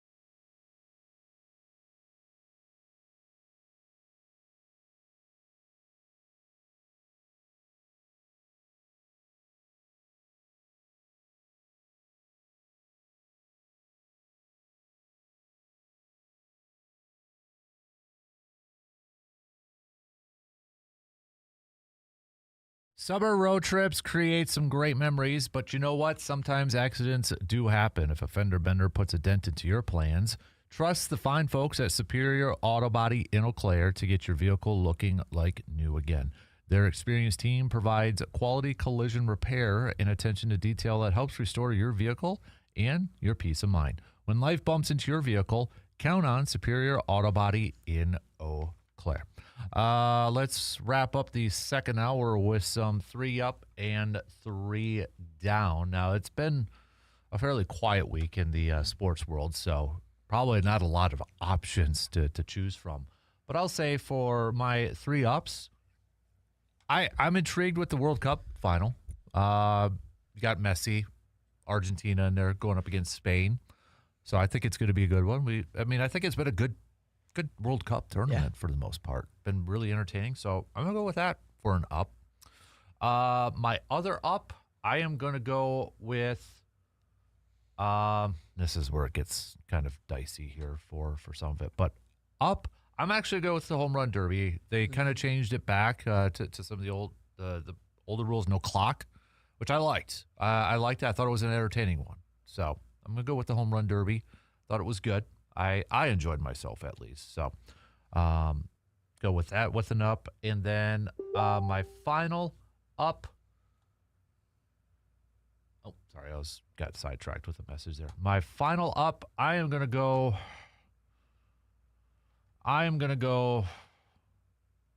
We got the Open going on right now. The final major of the golf season, which, in case you forgot, it is like some people are already done on the course because of the time difference. So, yeah. But, all right, my 3 down. Brewers injuries with some of their pitchers. Getting swept by the Pirates going into the All-Star break. I swear that happens how many times? It probably only happened like twice, but it feels like it's been like that for a long, long time. Stupid rankings that make us talk about stupid stuff like we just did with the whole quarterback thing. You know, the thing is, yes, I get it. It was from executives and GMs, but it's almost like these lists, like the NFL players list, the top 100 players list that comes out. I don't buy that stuff. And that thing has gone downhill so much since they first started it. Like, that used to be a thing. And I used to watch that all the time. It was like in prime time. Now they do it during the day, during the week, because nobody pays attention or cares about it anymore. It's content to fill in time. I get it. We all do it, but don't take them serious. Don't take them serious whatsoever. So, what were your thoughts on the All-Star game? See, I didn't get to watch it. I was at work.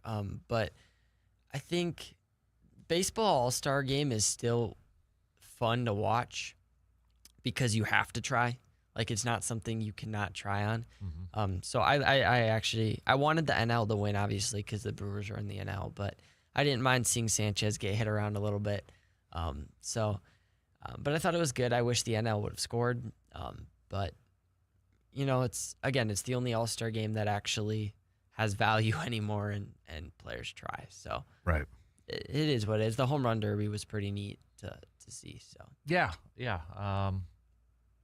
The All-Star game is it's to the point you know what to expect, I feel.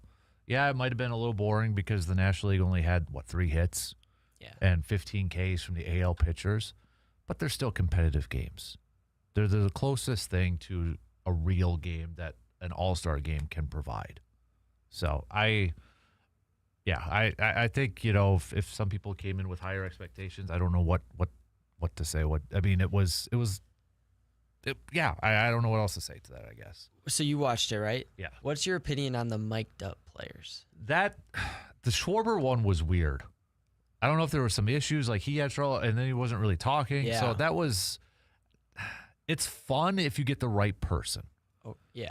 Because there's one from spring training years ago. I know it's spring training, but Freddie Freeman was on it with the Braves. I don't know if you know which one I'm talking about, where Chipper Jones is in the booth. Yeah. And Freddie is just going back and forth with them. That's fun because that was funny. But I hate it during the playoffs. I hate it during games that matter. Yeah. Especially like when you're trying to interview a manager. Yes. And the game is going on. Yeah. Like, just stop. Yeah. I think it really depends on who you have mic'd up. Like, if they know, if they're a character or they're fun, okay, it's different. But other than that, it gets really awkward. I thought they overdid it a little bit. Yeah.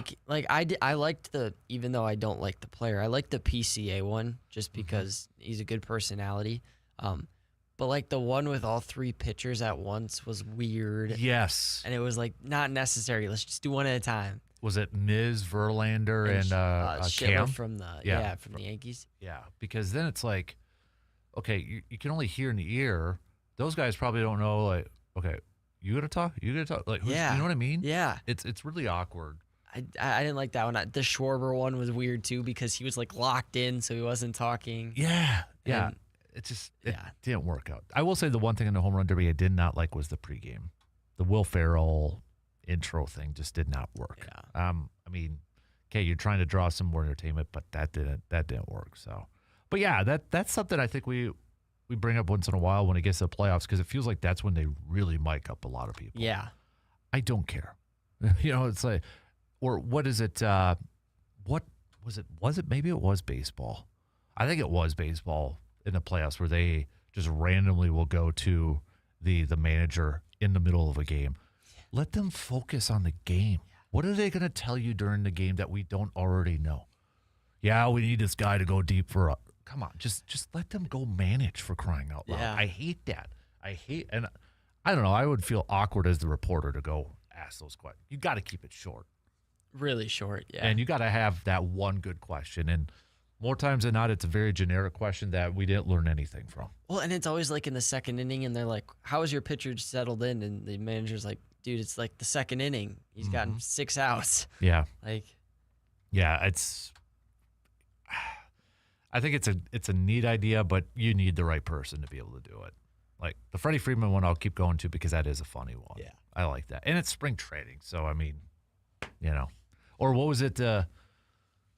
Wasn't there one with? Oh no, that was. I think it was just Rizzo was pitching to Freeman. I don't even think they were mic'd up, but have moments like that. Sometimes it can be fun, but more times it's kind of a waste of time. I think. But all right. We got a shot clock to cut us off in less than a minute. So we are already at halftime here on this Thursday morning. Second to final call to get some questions in for Mr. Jake Bilks, our conservation warden buddy, who will be joining us at the bottom of the hour. So you can send those on over. Text it 715-830-1912, or you can hang out in the Section 105 chat. So, but and Barb said, I did as well. Thought I was hearing things talking about the mic thing. Oh, what was it? I gotta get. Okay, I'm getting sidetracked. Shot clock's gonna cut us off. That's what I get. I get sidetracked reading messages. So we'll take a quick break. We got news updates, and we'll be back in just a couple minutes.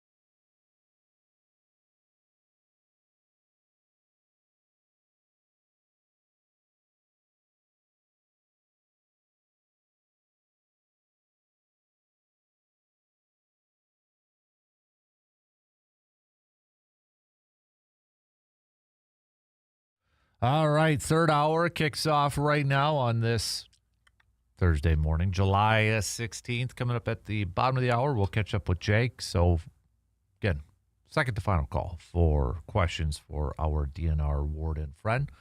Please text those on over to 715-830-1912.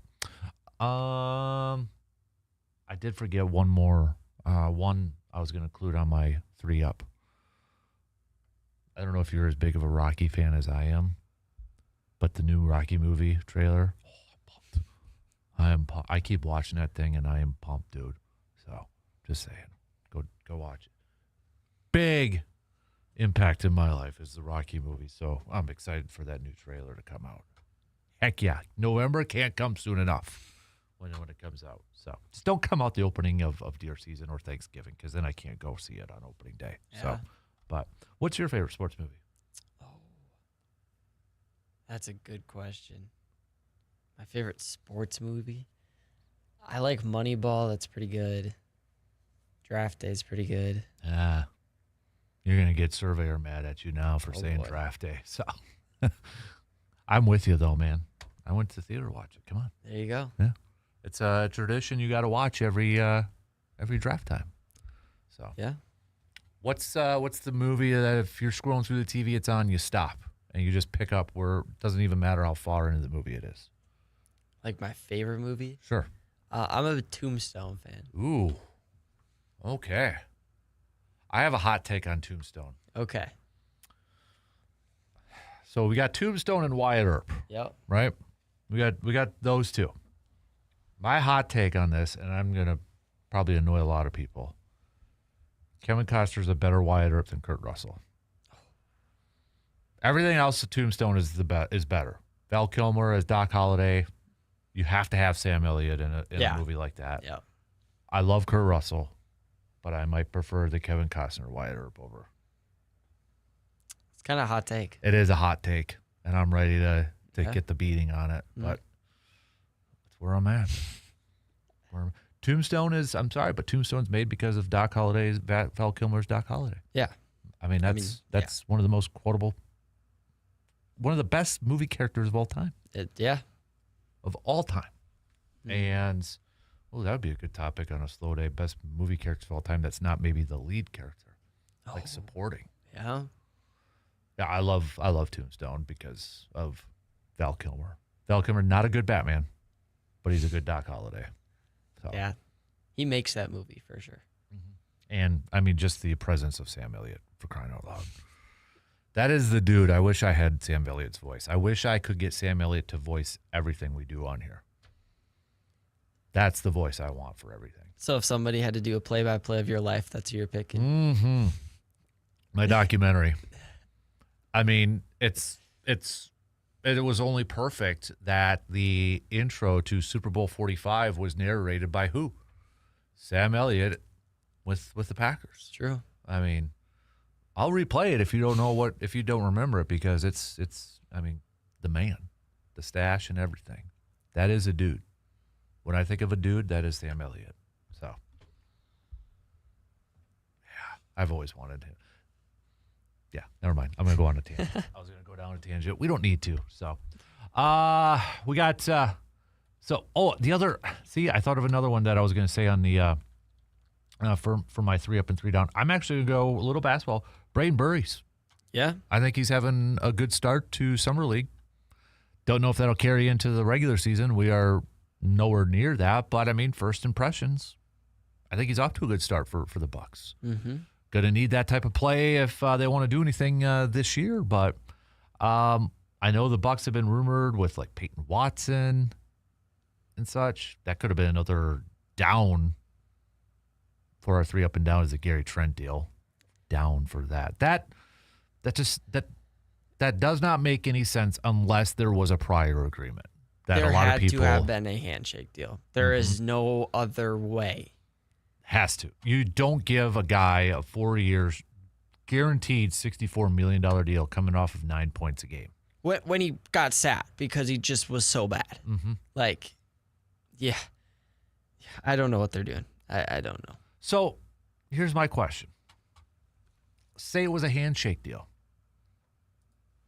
do you really have to honor it? I mean, you don't want to go back on your word, but if there was no legal thing in writing. Well, that's my question. Is there any tampering involved? Mm-hmm. Because, I mean, they're getting investigated for it. So they needed this savings. That's why Gary Trent signed the minimum with Giannis there. And so if this wasn't, see, that's the hard part. I don't think you needed to, but at the same time, like, he was drawing interest from other teams. Mm-hmm.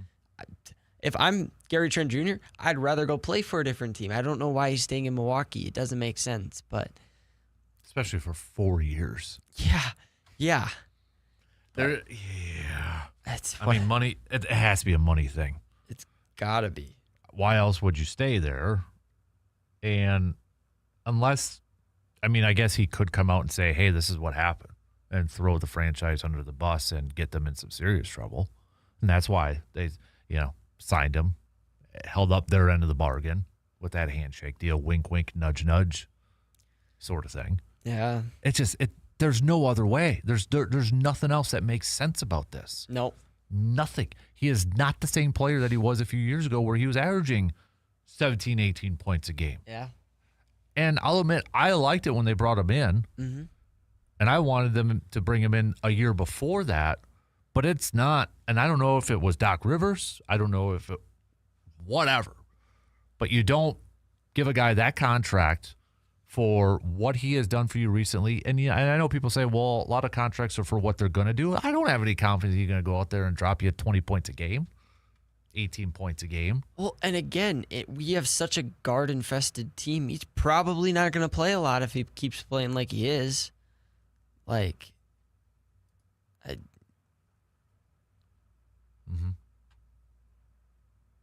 Nah, I don't know. I'm speechless with it. I was just reading people are giving me a hard time. Like, the Raptors were willing to offer him $15 million per year, but he wanted 25. So that's what. Yeah, Gary. So he came. Mm-hmm. It does not make sense.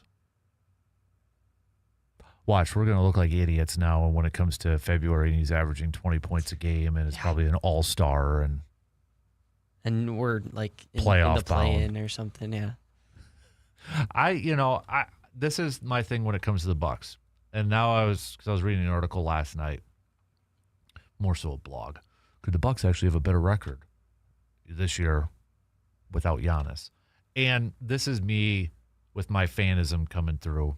It's that point in time. I'm like, well, really, when you look at it, are they that bad? So, you look at the roster and it's like, oh, okay. I gotta take a step back and take the glasses off and take that off because, okay, there's names on there. You're right. I'm like, oh, okay, Miles Turner, okay, Kyle Kuzma and Tyler Hero. Now I'm seeing, hey, Jonathan Kuminga could potentially. Mm-hmm. Okay, if you get Kuminga and somehow get rid of Kuzma, okay, maybe I can get on board with that. But I gotta take a step back and take those glasses off and say, no, this is still gonna not be a good team this year. It kind of depends on the development of Burries and Ament, and then Tyler Hero is gonna have to be a star, and they're not better. They're not better without Giannis, but they're better than the team last year because Giannis really didn't play. Mm-hmm. So they are better than last year, but this isn't a team that's gonna likely make the playoffs. So. Yeah. Unless the Eastern Conference is just awful. I could see him doing what the Hornets did, kind of getting into the play-in, maybe winning one game and then getting swept. Mm-hmm. I could see that because they, like you said, they have talented players in Hero and Miles Turner, and now they have a deep bench. But I don't see. So let me ask this to Bucks fans, if there's any out there anymore. But okay, so the scenario you just said with the Hornets, I think there's optimism surrounding the Hornets now, right? Like, okay, we maybe starting to get a little bit. And I know with the ball trade, maybe that's taken everything away, but who knows? Khan looks like a great player. Yes. I mean, he looks like a good player. Would you rather see the Bucks this year maybe kind of hover around that play-in, maybe get in the play-in, maybe even get into playoffs, because then it gives you optimism like, okay, this has got the foundation of a good team? or just completely tank it and hopefully get a top pick. And I know the lottery stuff's going to change, but would you rather see it completely tank so maybe it improves your odds of getting a higher pick? I think going into this year, I want them to, like, I'd be fine if they traded Hero. I kind of want that to happen just because I don't think he's going to be here long term. And then if you offloaded Miles Turner and maybe even Kyle Kuzma, which signals a full rebuild and pretty much tanking. I don't like tanking. I've never wanted my teams to tank, but at the same time, like, if we play Braden Burries and Nate Amen, if they started on a night-to-night basis, you're going to lose a lot of games because they're not ready.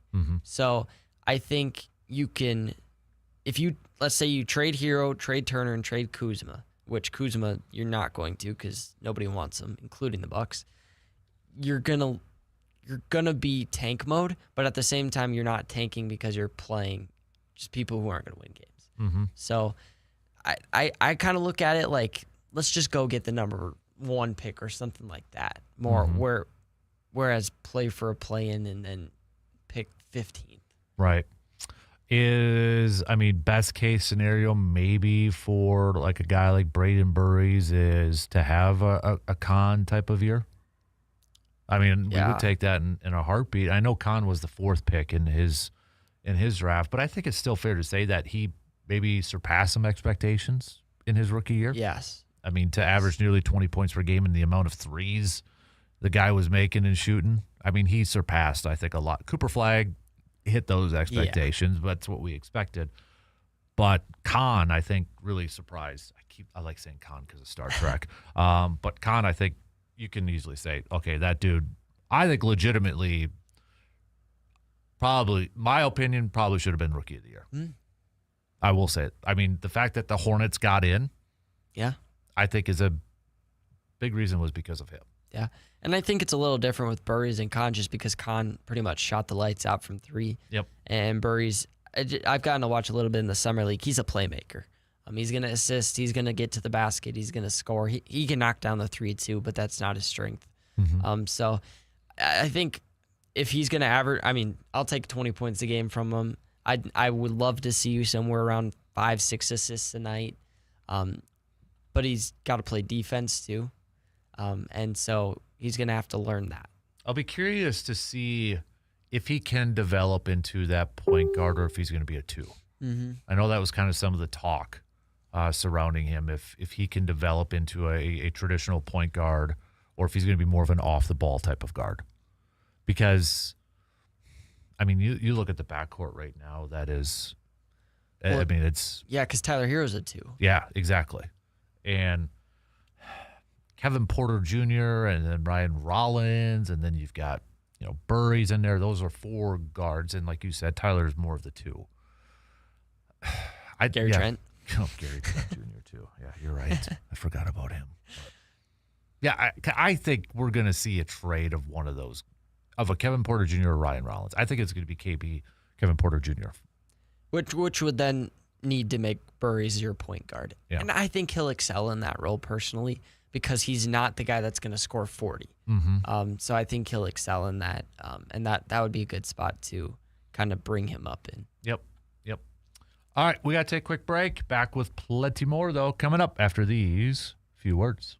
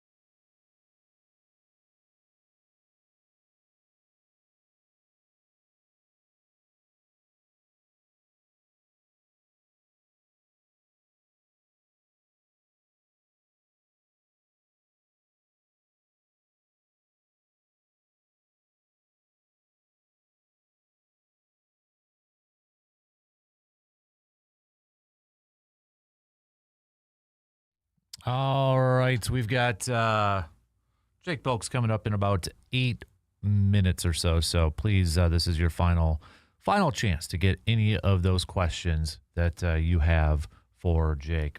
Since we're kind of on the topic, we only got a few minutes left for Jake to get here. LeBron's still looking for a team.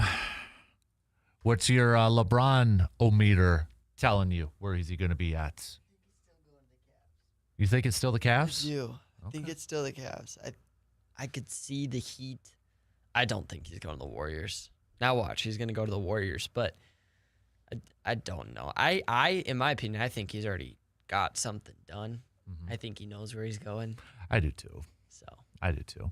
I love the betting odds now that are like, how is he going to announce it? Yeah. Blog, podcast, video. Who cares? But I mean, Exactly. that's where we're at in this point in time. It'll probably be. I don't think it'll be leaked by Shams or anything. It's going to come from Rich Paul or like LeBron himself. Like, he will announce it. It won't be Shams. It won't be. I think the fact that it's pretty quiet from Shams and all those insiders tells you how locked up. Isn't it interesting? You go from a Giannis one where you have those teams mentioned. I really haven't seen Shams. I think Shams and all these insiders are just throwing out possibilities, but no real insight to that, if that makes sense. I wonder if they're almost like have been told like you don't, or like your career is in jeopardy. Because like one insider said he thinks like he knows a deal is done, but he can't report it. Okay. So like it's like don't do this because. And it is. I mean, we have seen examples of that in all sports where insiders will tease that they know this or they know something. Yeah. Like Jay Glazer knew what the Rams were going to do. And, I mean, you see it on Sunday football when all these reporters drop these big nuggets. It's like, how the heck were you able to hold on to that for and not risk it being leaked and not being the first? Yeah. So, yeah, I think that's a good point that they probably know, and it's like, no, can't do it. Because like you said, I think if they didn't know, you'd be hearing a lot more. That's a good point. Like, is LeBron going here or is LeBron going here? It's been really quiet. So yeah, but I just let's just get this over with. Please. It doesn't even matter, to be honest with you. In my opinion, he doesn't make the impact that. You don't think if he goes to the 76ers that they vault up? I think the 76ers are likely to go to the finals anyways right now. What about the Heat? If he does pair up with Giannis and Bam and Andrew Wiggins and Mitchell? I don't think, I mean, maybe that gets them a higher seed. Maybe. I think, okay, Warriors though. So the Warriors, I do think it helps because he's got chemistry with Steph. And that would just be a fun pairing to watch. But I think that takes the Warriors from, again, a fringe play-in team to a playoff team, and then maybe one round further. I don't think any move he makes is going, unless he goes to the Sixers, because I do think that helps. They need a four piece in that roster. But unless he goes to the Sixers, I don't think he's a finals player. But if he goes to the Sixers, he's the fourth or fifth option. Like, I don't know. I think he's looking for money. So you think he's looking for money and not just another ship? I do, because why wouldn't he have signed if he was? Like, maybe that's just me thinking that, but like, why wouldn't he go back to the Lakers? Or I guess the Lakers didn't want him, but I don't know. I think he's looking for money personally. But I mean, if he's looking for a championship, then he should be going to the Sixers. Yeah. So. Okay, we got to take a break, and then we'll get to Jake here answering some of your outdoor-related questions. So let's do that. We'll take our break right now and be back after these quick words.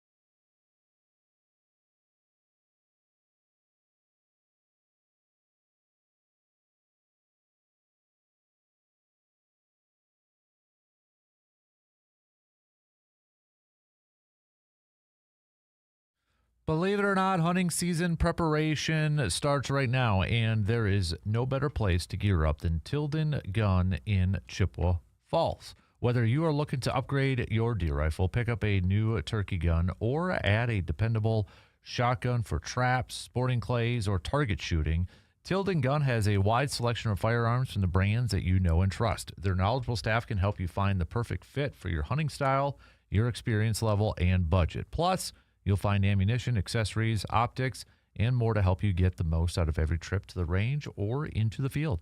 Don't wait until the season is right around the corner. Get prepared now and shoot with confidence later. Stop by Tilden Gun in Chippewa Falls and see why sportsmen and shooting enthusiasts throughout the Chippewa Valley trust Tilden Gun for all of their firearm needs. Let's bring him on in. Wisconsin Conservation Warden Jake Bolks joining us this morning. Good morning, Jake. How are you doing, bud? I am doing pretty good. How about yourself? Not bad, dude, but a little smoky out there, which, I mean, just I guess to kind of kick it off, I mean, how does this affect you with your job? Because you got to be outside quite a bit, right? Yeah, I mean, I guess you look at it just like anything else. If there's people that are more, have asthma or more sensitive to it, or whatnot. For me personally, it doesn't affect me too much. I have pretty wicked allergies when it comes to like pollen and stuff. When it comes to the smoke, it's just more an inconvenience. But it was pretty crazy how fast that came in last night because I picked my kids up from daycare. Everything was fine. We went inside to get his T-ball stuff on. We came out like 20 minutes later, and like I knew those fires were burning, but it happened so quick that I like started scanning, the fire department and stuff, thinking that something was on fire down the road from me. Yeah, but it was just like boom. It was crazy. It did come in like really, really fast last night. What's like the DNR's role when it comes to wildfires like that? Forest Service, and then you got DNR fire department. Like, what would be the role for the Wisconsin DNR if that was something like that happening in Wisconsin? Yeah, that's a good question. So if we did have something like that happening in Wisconsin, we would be working with similar to probably what the Minnesota DNR is now, but you work as a big conglomerate to accomplish all the tasks because there's so many things that need to be accomplished during a wildfire. It's not just put the fire out. It's get the resources across the state from all the different agencies to put the fire out. There's all the people out there. They need food, water. They can't work 10 days straight. They need hotels or somewhere to stay. They need reinforcement. So they got, there's different staff members that go out there and work on the behind-the-scenes stuff. And then there's the evacuation. So like the sheriff, you're working with the sheriff's department. So there's a lot of moving parts of it. There's the media. You got to have public information officers. So the DNR's role is to work with all of those as well as providing all the assets, equipment, and knowledge needed to fight these fires. Our agency has something called a incident management team. There's like a Southwest district and a Northeast district, and there might even be a Northwest district, to be honest. But what those incident management teams are specifically designed for are large-scale wildfires and different natural resource responses, negative responses, or when there's an incident. So we train a couple times a year as a supervisor, as a lieutenant. For me, I go there, as supervisor role for the wardens, and we train on all the different things that would happen that we would need, like who's taking care of what. There's aeronautics, there's working with the county, there's working with the state, the feds, state patrol, everything. So there's hundreds, if not thousands, of different people involved in something like that. There's every agency you can think of is probably involved because there's so many of the little things that need to be brought out to a scene in the middle of nowhere that you wouldn't think of. If it's something as simple as porta potties, like if this is way in the middle of nowhere and there's no bathrooms, you can't expect everyone just to pee in the woods, for weeks at a time. So there's a lot that goes along with it. And I would say with all the training and incidents I've responded to with the incident management team in the last few years, I'd say Wisconsin has a pretty good system ready to respond if something like this happens. That actually was going to be my next question to you is that something that you've trained for? You had to, get I don't know, classes or however you want to term it. So you do train for that. It sounds like quite often, just in case something like that were to happen around here. Yeah, yep. Forestry leads it up. They're the specialists and a lot of that kind of stuff. They lead it up. And yeah, they do a lot more training than just, law enforcement does. A lot of times, we're not the ones fighting the fires. We're the ones responding, helping with evacuations, helping with just that general communication. So we go to the trainings a few times, but they kind of train year round as well as respond to a lot more fires. I mean, there's, you could probably Google how many wildfires have been in Wisconsin. I think they average like 3 acres or 0.3 acres or something like that. But there's, hundreds and hundreds of wildfires that happen every year. They don't make the news just because, there are 5 acres here, 15 there, 0.1 here. But these big ones, like the Boundary Waters in Canada, it's just so rural. I go up there every year. I'm kind of praying that they get these things put out in the next month because I got a trip scheduled there at the end of next month. They're just so remote. I mean, you can't get firefighting equipment in there besides planes, and even planes. It's just so remote there that you can't, and it's so hilly. It's so, the topography is crazy up there. I don't know how you create a line to stop it until that fire hits a main road or a big open area, somewhere where they can actually get machinery there. I don't know how you stop something like that unless nature stops it for you. Right. Yeah. Scary situation though too. So is that, so like my aunt, she's retired from the Forest Service, but she used to go out and fight these fires out west, even though she was, working here in Wisconsin. Is that something, do you know, like if DNR wardens wanted to volunteer, is that something that they could go do it and help, or is that more of a Forest Service thing? It's more of a Forest Service or different agencies type thing. So could a DNR warden do it? Yes, potentially. When I was in college, I got my wildland firefighter 1 and 2 courses done, so I could go do that. So I could get hired to go out west. That's what I figured I'd do for like a spring, summer job throughout college. Is that you go out west and fight fires and yada yada. I ended up driving a dump truck for 4 years, but that is something that some agencies do. Different like fish and game agencies across the nation do it. Obviously, there's just specific, divisions or departments within agencies out west that do it or recruit people from across the country. A lot of people, it's a job in a way too. So, anyone can sign up to do it. Anyone can get the schooling to do it. And if someone within like our DNR is volunteering or getting hired to go out there and do it, generally it's because they put themselves through some schooling or training to put them in a position where they could be recruited, and then they work, using vacation or different things, or maybe there's some sort of payment they could get. But it's kind of separate. We don't generally send DNR staff across state lines or somewhere else, or even technically working within the state, unless there's some sort of jurisdiction or mutual aid request that we get. You just you mentioned something there that I thought of a question off the top of my head. What is the difference between the DNR and the fishing game, U.S. wildlife fishing game? Yeah, so kind of probably a couple months ago now, we kind of talked about, responding to complaints in like the city of Eau Claire and how there's different jurisdictions. There's the local ordinances, like the city ordinances, county ordinances that are enforced by the county. There's state laws that are enforced by the state, and then there's federal laws like you can't shoot a bald eagle that are enforced by the U.S. Fish and Wildlife Service. So similar to that, all these fires, different properties, out west stuff, just anything that happens, I guess, anywhere in the country, there's just different things that the feds have authority on that we might assist with them or have similar authority. There's a lot less federal employees than there are state employees when it comes to like natural resources and stuff. So like the U.S. Fish and Wildlife Service or the feds or the Forest Service, whatever, they're just their own thing. We don't necessarily work collaboratively with them all the time. I don't know if they even have any offices around here.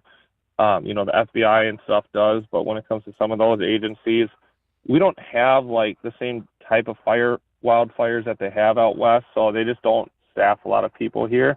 The state does a really good job of being able to manage what happens within the state, so they don't need to, try to dedicate resources to around here. But they're just kind of like their own separate thing with their own separate authority and laws that they are tasked to enforce. Gotcha. All right, interesting. Staying with the DNR, just a news nugget from the other day, but anybody hoping that there's going to be a sharp-tailed grouse hunting season, that's not going to happen for this upcoming year, correct, Jake? Yeah, I saw that too, that they put the press release how that won't happen. And I do think, I know everyone that is listening now wasn't listening at every one of our past conversations, but I do think someone asked about this, a couple months ago. Yeah.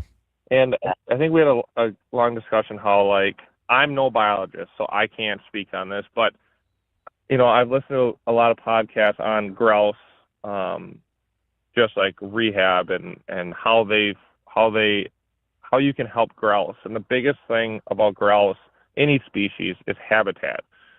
I saw some information on how you can release 100, 200, 300 of them in an area, and they're just not going to survive as well as if you focus on first making that habit or that landscape ready for them. And unfortunately, it's hard to get, land, big tracts of land in a way ready for any animal, let alone the little grouse that's pretty specialized. So, with all that being said, there'll probably be a sharp-tail season at some point, but I just don't see it, ever becoming what it used to be or becoming this big open free-for-all unless there's some real dedicated push to make habitat for that species that people, set their land aside or manage their land. It's got to be a private land and a public land cooperation to get that to happen someday.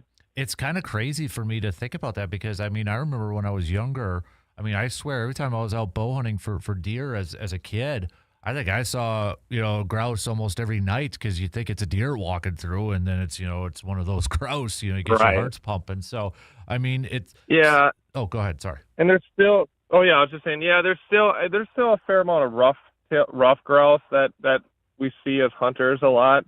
The sharp tail are, they're a different subspecies or different, another species of grouse that are just a lot more, there's just lots of them, and they're a little bit more, not finalized, they're a little bit more individualistic and require different things and whatnot. But, the biggest thing I've learned over the last few years when I, study this and read this is how many animals, you can grow hundreds of, certain species in a zoo and release them all and yada, yada, yada, or work to do this or that or rehab them. But if the land isn't suitable or, the water isn't or whatever, if that topography, if that landscape, if that habitat isn't ready for them or isn't being managed for that species, it's really hard to get those species to rebound as well as we would hope they would. The thing about deer and wolves is just and bear is that they're, they seem like they might be a little bit more specialized, but in a way they're not. They can adapt to anything. That's why we're seeing so many bears here in the cities. That's why you see so many deer. That's why the wolves are going everywhere. They're very adaptable. Some species like sharp-tailed grouse just aren't as adaptable. So it's hard to open up a hunting season as a management structure when there's not a lot of them there. Mm-hmm. Yeah. Hey, Jake, before I let you go, you've talked a lot this summer so far about boating safety, and I know we had a very tragic accident on Lake Pepin just a few days ago, and that was, I think more Minnesota was involved with that, with, fire departments and DNR and such, but maybe do another pitch for boating safety and such, since we've got, a lot of summer left here in Wisconsin. Yeah, a lot of summer, a lot of boating. When it comes to the safety, it has been a pretty rough year. There was that boating fatal with the barge here on the river last week, but then, right before the 4th, there was that family on Lake Geneva where the boat flipped and 3 young kids drowned under the boat and whatnot. And in all those events, the Wisconsin wardens have been there as well with the Minnesota people, Illinois, this and that. We have these special things called tow fish, which is like a big electronic sonar we tow behind the boat. It can help find missing people, stuff like that. And on those two, we were pretty instrumental. The Wisconsin wardens were pretty instrumental with assisting with finding those people and for the families. The big thing, what we keep seeing is just like, obviously, alcohol, whether you're totally bombed or not, it impairs your judgment. So especially with the UTVs, we're seeing plenty of people rolling UTVs this summer with alcohol. Same with boating. People are making turns too tight. They're not understanding, the depth perception, especially at night when it's dark. When they're out there the rest of the summer, you really need to focus on, if you have life jackets, at least have them somewhat accessible. When they're stuffed under all your gear at the bottom of your boat, if something happens, you can't get them out quick enough, especially if it rolls over or something. You'll never get those out. Knowing where you're at, knowing the water bodies, knowing the river or the lake topography, watching for other boaters, all those kind of things. Obviously, if you're going to have a couple beers, that's fine. But if you're going to send it, just find someone else to drive your boat. I mean, that's really what it comes down to. It's one of those things where nobody ever thinks it'll happen to them, and then they go out for what seems like a classic Thursday night fishing or tubing, and then all of a sudden, it turns into the worst night of their lives because someone drowns or someone dies or someone goes missing. It happens just like that, and it will happen to anyone at any time. Mm-hmm. And that's what's hard about it. So I would just encourage everyone to make sure to be safe with it this year. Enjoy it. Go out there, have fun. It's not supposed to be a scary thing, but just be mindful and be proactive, not reactive. Good reminder. Jake Bulks, Conservation Warden for the great state of Wisconsin. Thank you for joining us again this morning, Jake, and be safe out there for your normal job, but also with the air out there too, sir. Yeah, no, that sounds great. Appreciate it. You guys too. All right, there you go. There's Jake joining us as usual every Thursday morning. We got to take a quick break, but we'll be back to wrap up the third hour coming up after these few words.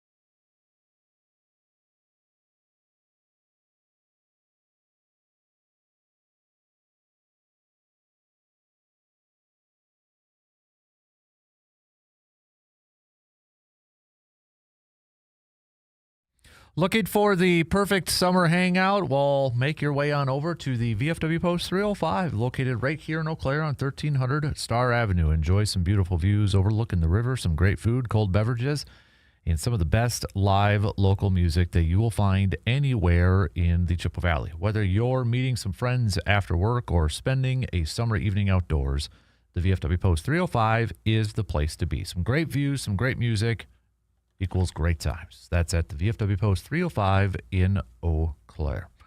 I figured out, we've had some people on the video stream saying there's like messaging sounds. I figured it out, so my apologies, because we updated our video stream, and apparently I forgot to mute a little something that's a new feature on there. So it was like my Facebook notifications that was making the noises. So the more you know. Figured it out. So apologies for that, but thank you for making me aware of that so I could figure that out. So we got about 6 minutes left to the top of the hour.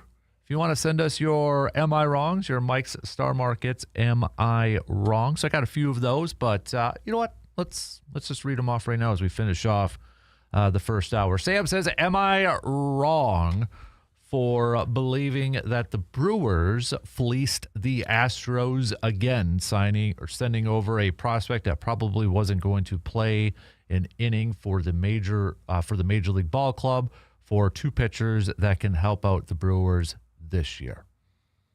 Is he wrong? This is from Sam. I mean, for immediate help, probably I would say you're not wrong, because the fact that the Astros also sent some cash. Yeah. It's kind of hard not. We'll see. It remains to be seen. Mike says, am I wrong for thinking that this is the only Brewers trade we are going to see? I hope you're wrong. Yeah. I hope you're wrong. Another texter says, am I wrong for, oh, that's the same one. Am I wrong for feeling doubtful that the Brewers won't make any other moves? So we kind of had that one. That was from Eric. We did have a Packer one. Where'd that one go? I thought we had a Jordan Love one. I'm going to go with you guys. This is from Ben. Am I wrong for thinking that if Jordan Love was with the Chicago Bears, he would be viewed in a more positive light like Caleb Williams is? I think we kind of already touched on that. I honestly buy that. Mm-hmm. I buy that.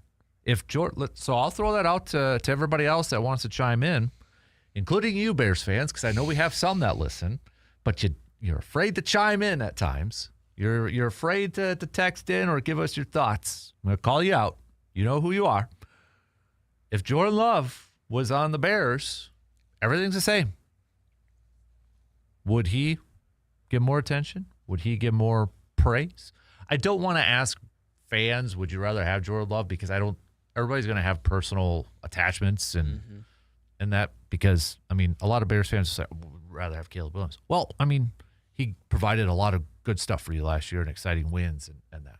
So there is a little bit of that rivalry thing. I don't want to throw that out there, but be honest. Do you think if Love, everything's the same, would he get more praise, more love? I'm going to buy that.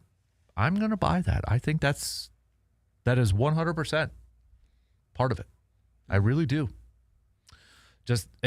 Okay, if he was with the Browns, it's kind of the same scenario, right? I mean, going to a franchise that hasn't really had quarterback success, I'd buy that in a heartbeat.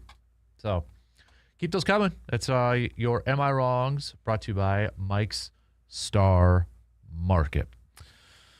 So coming up next hour, we'll get back to some more baseball talk as we get set for the Brewers finally getting back out on the field tomorrow. We do have a game tonight, just one. It's the Phillies and the Mets are going to be in action. So, but the Brewers will be back at it tomorrow. I think, one thing that I'm really anxious about when we get back to Brewers talk is maybe just some updates with everything. Pat Murphy's going to be talking with the media, updates on, Kyle Harrison. Is this going to be a long stay? Is this going to be a short one? Are they going to be patient? I want some more details on Jacob Mizorowski and just everybody else too. Just I hope a lot of those guys just were able to kick back and relax and get away from baseball a little bit. It just seemed like a team that was almost maybe checked out in that final game against the Pirates. You know, the first two, obviously, they were really close, one game or one-run games, but it almost felt like, okay, that third one, they're kind of checked out. And they're ready to get to Cancun or wherever they're going for their break. But, yeah, I just want some updates on where everybody's at. So, but we'll kind of take a look at this quote-unquote second half of this Brewers season coming up in the final hour. So, but you can continue to hit us up with your text and your thoughts. Did you watch the ESPYs at all last night? Nope. I didn't either. So I saw the Knicks won best team, but that's about it. So, this is interesting. Bill Barnwell from ESPN. We might have to dive in this. 2026 NFL trade tiers, players worth round one picks by teams. All right. Where's he got? How many does he got on Green Bay here? I'll make it a trivia question. Wow. Okay. He's got 1, 2, 3, 4 players on the Packers. Don't cheat. I'm gonna quiz you there in turn. Okay. Because nobody else will probably participate. There's 4 Packers he lists at least should garner at least 1 first-round pick. 1, 3 first-round picks. Okay. So 4 players. Think about it for a little bit. I'm going to quiz you coming up past the top of the hour, okay? 3 in, 1 more to go. We'll be back after these news updates.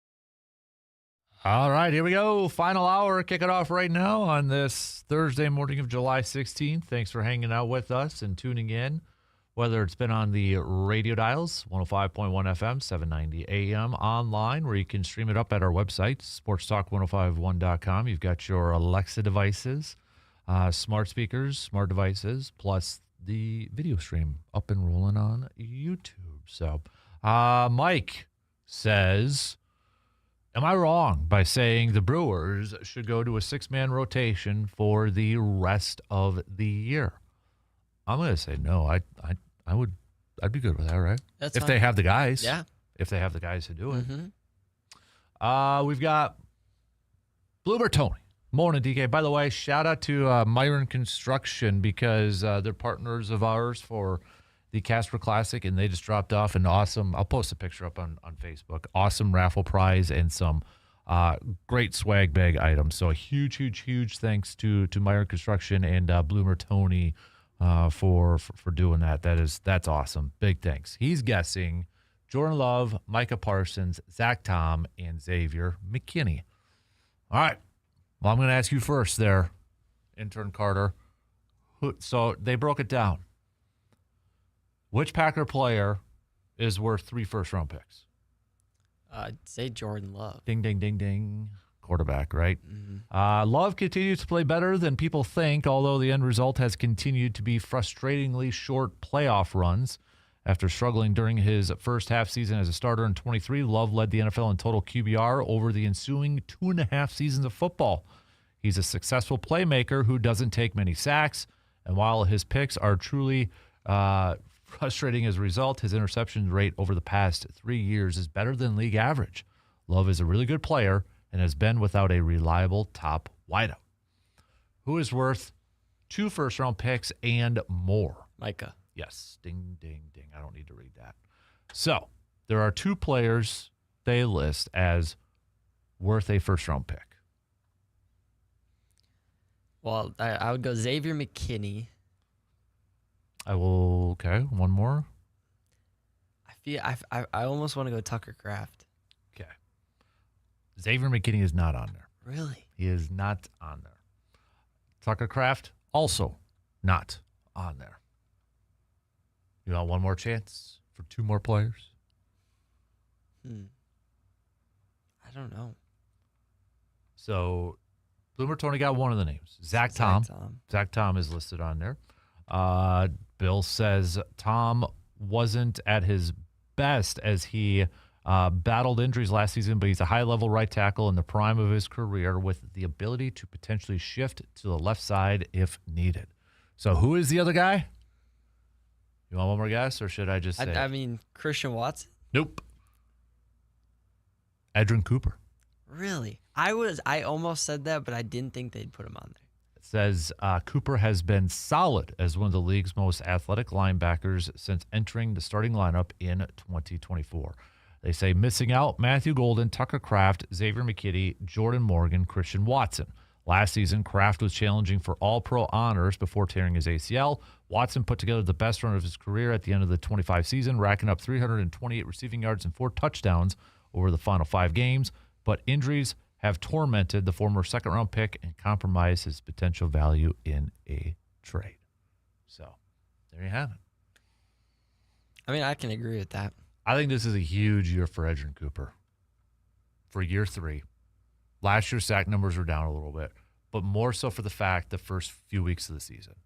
If you're not going to have Micah Parsons, because I think we can all agree, or a lot of us can agree, that playoff game, Edrin Cooper was the best defensive player on the field until he had to leave the game. Yep. And he was listed top 10 linebackers in the ESPN top 10 thing. I think this is a huge year for his 3rd year. And I think Green Bay's defense needs it too, especially for the first few weeks of the season. Because I think he could be a guy that they can utilize blitzing the quarterback with no Micah Parsons. Mm-hmm. I love watching him play. He's easily their most instinctive linebacker on this team. Yeah. And I think I've got high expectations for him in year 3. He plays so fast. Yeah. Reads and reacts so quickly. Like Quay Walker. I think we all knew Quay Walker had athletic traits, really good at it, just consistency. Mm-hmm. And it felt like too many times his instincts were off. Like, just not, he was thinking too much instead of just playing, right?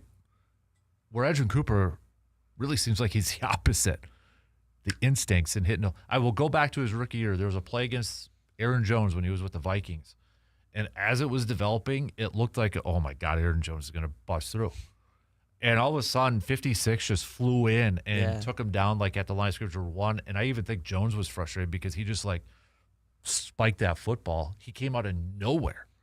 And I can't remember the last time we had a linebacker kind of like that. He's just so fun to watch. Mm-hmm. And he's so versatile too. Mm-hmm. So I think he's going to be a really good player. I hope they get deals done with Cooper and Kraft. Like, those two I just love so much. They're so fun to watch play football. Cooper, Kraft, Evan Williams is going to be due. Yeah. Javon Bullard's going to be. Javon Bullard, Evan Williams, and Edgerrin Cooper were on the same draft class, along with Jordan Morgan.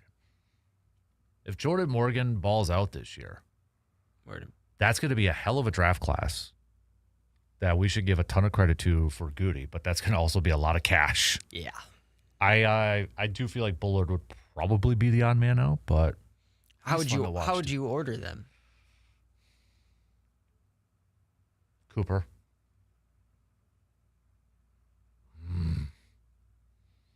Almost Morgan than Williams. I love Evan Williams though, but I feel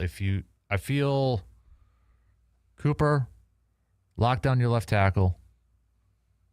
And then if you can't get something done with Evan Williams, I think Bullard would come cheaper, and that might be your backup option. Yeah, that makes sense. Because Bullard was a safety at Georgia, so. Mm-hmm.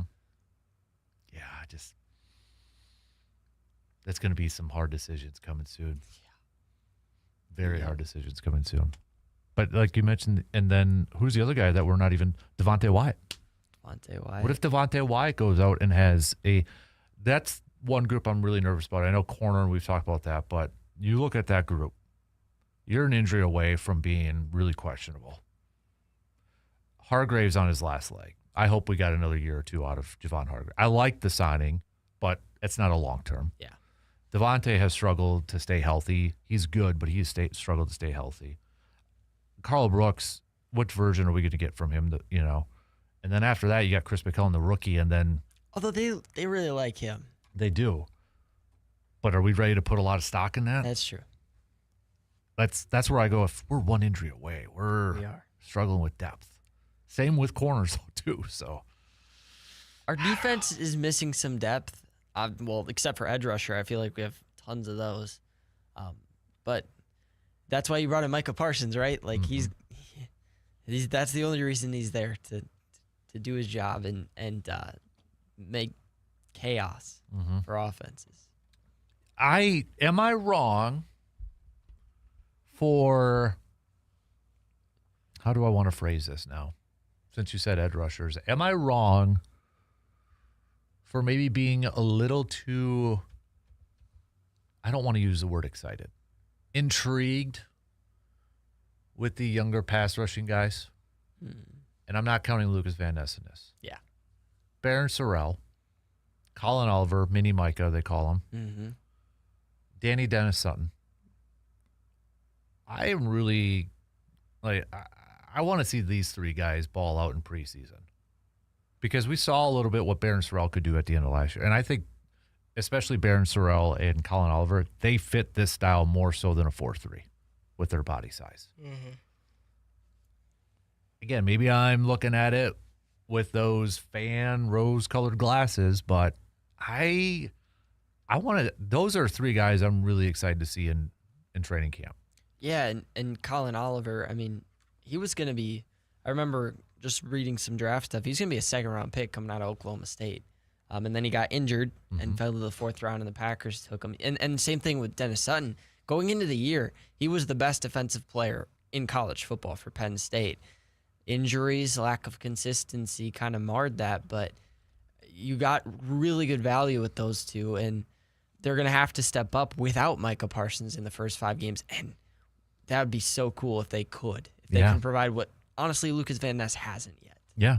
I remember last year when we were talking about the Colin Oliver draft pick, and the question was, well, is he a linebacker or is he a defensive end? Because his sides, showcase he was a linebacker, but all he does is, he does it really good, was get after the quarterback, rush the passer.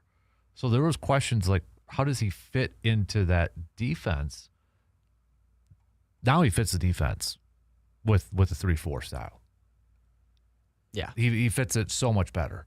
So I'm excited to see those three in training camp and preseason games. And I hope they ball out and give us some optimism into the regular season. Yeah. I think the potential is there with those three. Absolutely. And again, if they can just do what Lucas Van Ness was supposed to do, you're in a really good spot. Yep, I would agree. And if they can hold the fort down until Micah comes back, hey now. Yeah. Nothing wrong with a good rotation and some depth at a premium position like that. Okay, we got to take a quick break. We'll get back to some more baseball talk, though, coming up after these few words.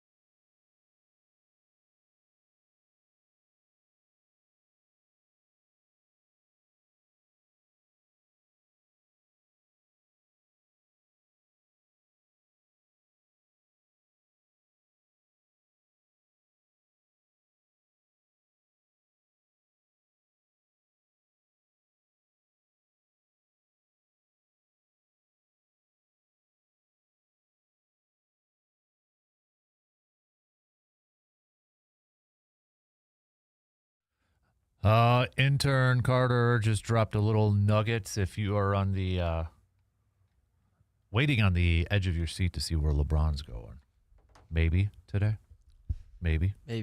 What's he doing today? He is hosting his podcast, a live podcast today. Where is it? I believe it's at 1:00 with Tyrese Halliburton. So he's going to the Pacers? At 12:15 Eastern, alongside Tyrese Halliburton. A Mind the Game podcast. He's going to the Pacers. Okay, there we got it.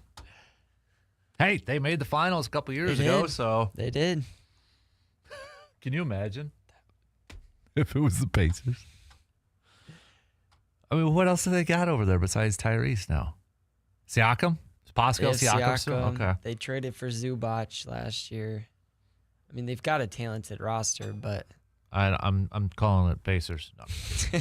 Can you imagine? Wow. That would be shocking. That would be shocking. Because, okay, LeBron goes to the Pacers. Just who else is out there from a free agent that would follow him? I don't think anybody. Yeah. And there's not really any more trades that are going to happen. Mm-mm. I think the Pacers, though, had a down year because of so many injuries. Oh, yeah. And kind of were like reloading for this year. Mm-hmm. Yeah, no question about it. I don't know if LeBron added to that would make them title contenders. I don't think so. Yeah. That would be funny, though, if it is the Pacers. Yeah. Well, hey, maybe he just really likes Rick Carlisle. There you go. As head coach. Brewers-wise, they'll be back at it tomorrow. Good thing they got a roof at AmFam Field in case it gets a little smoky down there. Yeah. But nonetheless, Brewers will be back at it tomorrow. What do you think for you, because we touched on this a little bit earlier, but for you, Intern Carter, what is the biggest question marks you have for this Brewers team as we get set for the second half? Late game bullpen. Mm-hmm. Kind of the closer, the setup role. McGill's pitched much better recently, and so has Uribe. But that's still when your closer comes in, you kind of want to feel comfortable. And whenever those two are coming in, I never feel quite comfortable enough. So I think they may, like Koenig was thought to maybe kind of be somebody that could come in and perform well, but he allowed everybody to reach base last time out. So I don't know if he's going to be that guy who can shut teams down. So I think they need to acquire somebody, but I also think it'll be interesting to see, like, if they start blowing saves, if they start giving up runs late, I think they will make a move. But if at the same time, if Miguel and Uribe get hot, maybe they stand pat because they don't need one. Right. So I think that'll be what's most interesting to me. And again, Yelich and Churio were stone cold going into the break. So if they could come out, get a couple of hits, maybe get hot a little bit, that'll be cool. Mm-hmm. Yeah, Churio, you mentioned him, and his last 15 games just hitting 237 with a 390 slugging, on base of just 297. So you can get him going here to open up the second half. That'd be a nice little boost. But I think, Yelich would. I feel, if we phrase it, who do you feel more comfortable that would turn around, Churio or Yelich? I'm probably Churio. Yeah. Mm-hmm. I hate saying that, but it's true. I mean, Yelich is such his career is so puzzling. You know, when he was with the Marlins, he was about a 20 home run hitter, a Gold Glove. And then when he comes to the Brewers, finds this power, wins an MVP, and finds this, like, insane power that he never really displayed before. And then he fractures his kneecap. And then it's like it all goes down. Then he, 2 years ago, is an all-star again. 10 home runs before the break. He's hitting over 300. Then he gets hurt for the rest of the year. He's done. Last year he comes back. The average isn't there, but he's got power again and over 100 RBIs. And then we're back to this. It's so confusing. And to me, that's kind of baseball in a nutshell too. Yeah. But that's got to be incredibly frustrating for him as a player too. You know, we were talking about Brandon Woodruff, and I know it's a different scenario, but frustrating for him because he's doing everything he can. And then when he is out there, he's pitching really well, and he just can't stay healthy. But it's like Christian Yelich, so inconsistent in certain years that I don't like. It's such a what if for me, because if he doesn't break that kneecap, is he more consistent? Yeah. And we'll never know. Mm-hmm. And I don't know if we'll ever know the full extent of how much that affected him. But I don't know. It's frustrating. I think the concerning part for me is he's always been a good contact hitter, and in his last 30 games, he's struck out a third of the times. In his last 15, he struck out half the times. I mean, he's not even putting balls in play right now, and that's harder to get out of than just slumping. Jackson Churio's hitting the ball, and eventually he'll find a gap. Christian Yelich isn't even hitting the ball, and he's just guessing at the plate, and so that is a little more concerning in my mind. But if at the same time he's your veteran, so I think he'll get out of it eventually. I do. It's just when, because you only have a 5-game lead, and that's still a good margin at the All-Star break. But the Cubs are playing well, so you're gonna have to keep winning, and you're gonna need Yelich to keep winning. That could go away in a series or two. Yes. You know, that's the other thing too, is that it could go like that. But yeah, it just, I feel bad for a guy like, I know some people are like, well, he's making all that money. We're still competitors, or they're still competitors. Yes. I think that's such an easy answer for so many fans. Well, they're still making a boatload of money. They are, but they're still competitors at heart. 95% of them. You know, right? And I think Yelich is in that 95%. Yeah. That they're still competitors, and they still want to be able to go out there and play at a high level and help out their team. But man, that stupid fractured knee, you wouldn't think, I mean, yes, serious injury in that, but you wouldn't think it'd have that amount of effect on the rest of his career. But it's hard not to look at that and wonder, did something really go on? Is it a mental thing that just hasn't really cleared? And you talk about the competitiveness. I was watching the game last week, and they're talking about how Yelich comes in an hour and a half before practice just to work on hitting. Mm-hmm. And you can tell he's trying. You can tell he's doing everything he can, but hitting's hard. It's one of the hardest things to do in the world for a reason, and that's why baseball's so hard to get into. So if anybody could do it, we would be doing it. So right. It is one. Yeah, I tip my cap to all those guys who can play day in, day out and hit fastballs. At 104. I would want to. I seriously would. I'd have to pad it up. I'd like to go in a cage and just see a Mizorowski fastball up close and personal. Give me some extra padding. Maybe put me in football pads. But I'd like to see that. Wouldn't you? Or would you be too? Yeah, right. Yeah, I mean, I would not. I'd try to swing against it. Oh yeah. Yeah. I'd want to time it up. If I get a little bit of it, It's a win. I would take it as a win. If you could get in the cage, you get 20 pitches from Mizorowski. Do you think you could touch one? No, I don't think so. I think I could touch one. You think so? Foul tip. Something. Little bit of a tip. 104, though. I didn't say how I would do it. I might just keep the bat out for a bunt. But, yeah, I don't know. Okay. It's like he throws 140 and then he drops that 92-mile-an-hour slider that's got 12 inches of break, and How about this? Let's have a little fun now with this thing. You're in a cage versus Miz. What would make you most nervous? In a cage with Miz, you only get the helmet. You can have an elbow guard, whatever. Mm-hmm. What normal batters get. Mm-hmm. You got to stay in a cage with him. You're a quarterback with Myles Garrett or Micah Prime coming after you. Or you got to guard, let's say, Prime Jordan. Well, I guess scared of injury or scared to get embarrassed is the question. Embarrassed. I really believe hitting's the hardest thing to do in sports. I would have to go that. Mm-hmm. Just because, again, he throws 104 high and then drops a 92-mile-an-hour slider. You're not hitting that. Let's add Tiger in his prime, too. You got to golf with him. And that would be hard, too. I'd still probably go hitting. What would be another scenario you could put in there? Some hockey-related one, probably. don't even know. Yeah, it'd probably be like a goalie Yeah. against Mhm. Gretzky or something like that. What one would you like to try? I would try hitting. Yeah. I would try it. I'd get I embarrassed. don't think I'd but want to try it. the golf one because I know that's not going to go well. Yeah. So, basketball, I don't know if I do want. I know that ain't going to go well. I would try that too. I would like to. I would like to see if I could score one bucket. Yeah. What would be better odds? Could you score one bucket against Prime Jordan, let's say, or get a foul tip off of a Miz fastball? I would probably. I'd probably have to say score a bucket because you could probably get lucky, but at the same time, if he's guarding you Yeah. full effort, you're not scoring. I know. So. Yeah.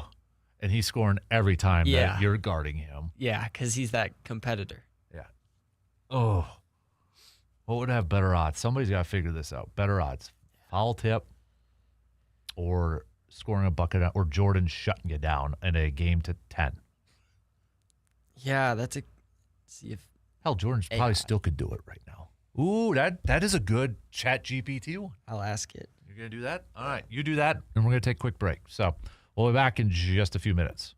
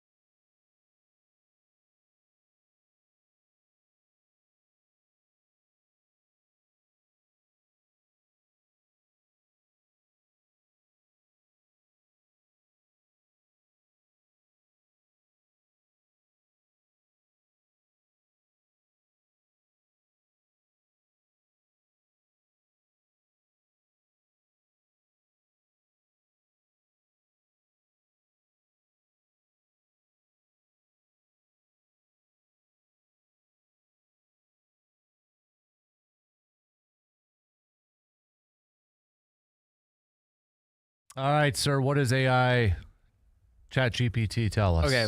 Well, first I asked it, is hitting the baseball the hardest thing to do in sports? And it said yes. Okay. Okay. So we established that. yes. Now it says that scoring on Michael Jordan would be harder than like touching the ball against Jacob Mizorowski, and here's why. If you try to dribble, he'll strip the ball instantly. Okay. If you try to shoot, he'll block it into the third row. I'm glad that they specified that. Unless you happen to sink an incredibly lucky, highly contested half-court shot on your very first possession, an average person is getting shut out 100 times out of 100. You can't rely on luck because you have to actively execute multiple physical movements against a defender who can physically overpower and outjump you. Practically, okay, then just against hitting, it pretty much says you can close your eyes, swing, and pray, and there's a chance you hit the ball. Just a little bit of Yes. it. Just a little bit. All right. So- okay. Interesting. Okay, so let me ask you this. You mentioned it a little bit earlier about scared of injury.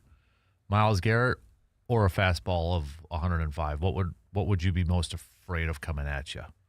Myles Garrett, I'd step in the box. Yeah. I'd trust Jacob Mizorowski. Turn the back maybe like a Roger Dorn and Yeah. plunk it.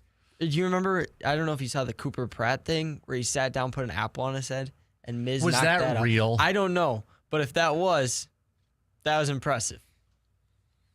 That was I impressive. remember that. Should we ask? Yeah. We got to find out. It's like the Tom Brady video from a few years ago where he like threw the football between the football launcher. Do you remember that one? Yeah. And everybody's like, that's AI. Some of this stuff is so good, I can't tell anymore. Yeah, you got to fight. Can't spell. No, the video, Cooper Pratt's It's not real. Okay, good. I would have said. Because you could not pay me enough to do that. Okay, maybe you could if I could wear a helmet and a mask. If I could wear a mask, I wouldn't do it. Not even a catcher's mask? No. 104 A catcher's mask. to the A back. goalie mask. It still hurts. To the back of the head. Well, not the back. I mean, you're wearing some sort of like helmet or something. That 104 though. Oh, it would hurt. I mean, I'm not saying it wouldn't, but okay, you do it for $500K?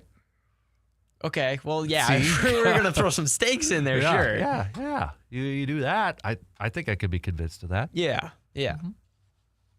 Is it smart? No. Probably Then he not, drills you in the back. But, money talks. And I'd be open for that. I mean, We can make a if video Miz on that. calls, I'll answer. So Yeah. put that up. We'd have to sign so many legal stuff. Like you can't sue, you can't do this, you can't do that. Like liability would be through the roof. It would be. Absolutely. I'll sign it. I would. You'd want to get paid first, right? Yeah. That's true. Oh, hey, the Bucks a few minutes ago officially announced the signing of Gary Trent. Oh, I was hoping that was fake. So, not April Fools. They Not also April- bid Thanasis a farewell. So I saw, he did say bye-bye. So, okay. Here's another thing now. You're Thanasis, all right? You look back at your career. You have to know you had a career because of your brother, right? yeah, I mean, how do you view your NBA career? You got a ring. Do you view it as like, hey, I got a ring. I don't care. I got paid. I got to be an NBA player. I'm on staff. I know he was drafted by the Knicks in the second round, so Yeah. I mean, it wasn't a Bronny James type of situation. no. But I mean, you have to have some sort of sense that, okay, I know why I'm here. Doesn't that make it a little bit awkward in the locker room? Probably, but I mean, he's getting paid millions of dollars to be everybody's. Everybody said he's a good hype man and a great person, so I think that kind of helped. But- Yeah. I mean, you have to embrace that role and you Yeah. have to do that. I mean, if you're just sitting at the end of the bench and you're just taking up a spot, it's got to be really, really awkward. But you can tell when he would score, they'd go crazy. I don't know if you remember Isaac Gard on the Badgers scoring. That was kind of the same thing where he never played, but everybody went crazy when he scored. Yep. And it's, I remember the one clip too, like Giannis got a hard foul and they had to hold Thanasis back. He's like the bodyguard protector, big brother and that. It's still got to be weird. I don't know. It's still got to be weird. I think he's going to play in Greece, but Like Alex is playing in Greece. Alex Giannis' brother. So Which, I mean, hey, good for them that they can still do that. Yeah. So, but yeah, it's still like I always wondered. You like what's like the token player, token brother that we're just going to keep around to make our favorite player, best player happy. It's that role. You have to embrace that role. And he knows he's not as good as his brother though, too. So my question is, let's say, well, Giannis will sign the extension likely. If he gets unhappy in a couple of years, maybe Thanasis joins him. Like Giannis starts making demands when he's not happy. So, is it a little surprising we haven't heard of Oh, he can't do it until October, anyways, right? Giannis extension. yeah, Yeah, he can't so talk. he can't sign an extension till then. So, can you imagine if we get to December and there's no extension signed? Come back to the Bucks. Just 1 year. Sign a free agent deal so you don't have to trade anything for it. We could sign Gary Trent to as much money as we want if Giannis just comes back after next year. But there better be a lot of talk like there was when he was with the Bucks. If he doesn't have an extension after Christmas, He wants out. that there better be like, what's going on? Is there drama? I mean, if you're balls in Giannis's court, he can wait and say, hey, how's this going to work? How's this team gonna? Can you imagine if he goes back on his word then? Yikes. It'd be kind of funny, but It would be. I don't think he would do that. It's not Giannis. No. If I'm Giannis, I don't sign a long term. No. Just a couple of years. See what Miami's going to do to help surround you. I do wonder though, if he had the choice of going anywhere, I think he'd want to go to the Warriors. I think With so Steph too. Curry. He likes Steph. But who doesn't? That's the thing. Like I gotta say this about Steph. I know in the finals against the Cavs with LeBron, Steph was kind of annoying me, like throwing the mouthpiece in that. But for the most part, he's like an Aaron Judge to me. I want to dislike him, but I can't. Yeah, I disliked him at Davidson when he beat Wisconsin. that's true. I don't necessarily like how he's changed the game to where it's transition threes, because I can't stand transition threes because it takes away so much from the game. And now you got 8, 9-year-olds. That's all they want to do in basketball is chuck up threes. Thanks, Steph. Instead of learning other stuff. But from all accounts, he seems like a decent dude. Doesn't cause a whole lot of drama. And like when you ask an NBA player, like their list of players they want to play with, he's almost always on there. And maybe that's because he's a great player, but it's got to be part of the person too. And I think that's why he's still going to play here for a while. You don't really hear about him retiring. Yeah. Because he's a shooter. Yeah. I mean, that's going to be the last thing that goes. He's a shooter. Whereas Giannis, I mean, that wear and tear with him driving to the hole and that's going to go before shooting. Ray Allen lasted a while. So we'll see. All right. Let's take our final break. Hey, we got one baseball game we got to pick. Yeah, we do. We got one, so we'll hit that up and some final thoughts here as we start to wrap up this Thursday program. Right back in just a couple minutes.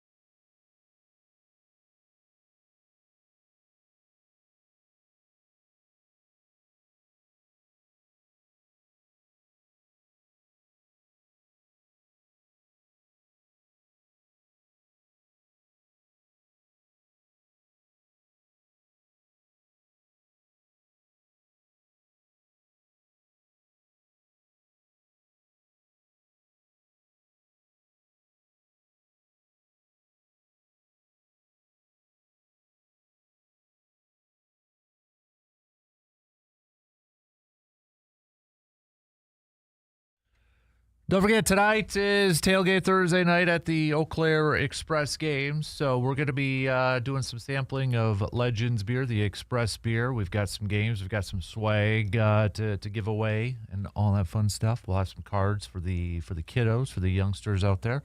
So get your tickets to load up Carson Park and make it a home field advantage. But if you get there a little bit earlier, we're going to be there a little around 4 by the Hank Aaron statue. So you can come by and try some samples and maybe get some swag and some goodies before you head off for the weekend. Well, I know we got Friday and that tomorrow too, but still. So that's coming your way tonight. First pitch, 6:35 against the Minnesota Mud Puppies. We got one baseball game. Phillies Mets. I'll take Phillies. I'll take Phillies too. So there you go. That's it.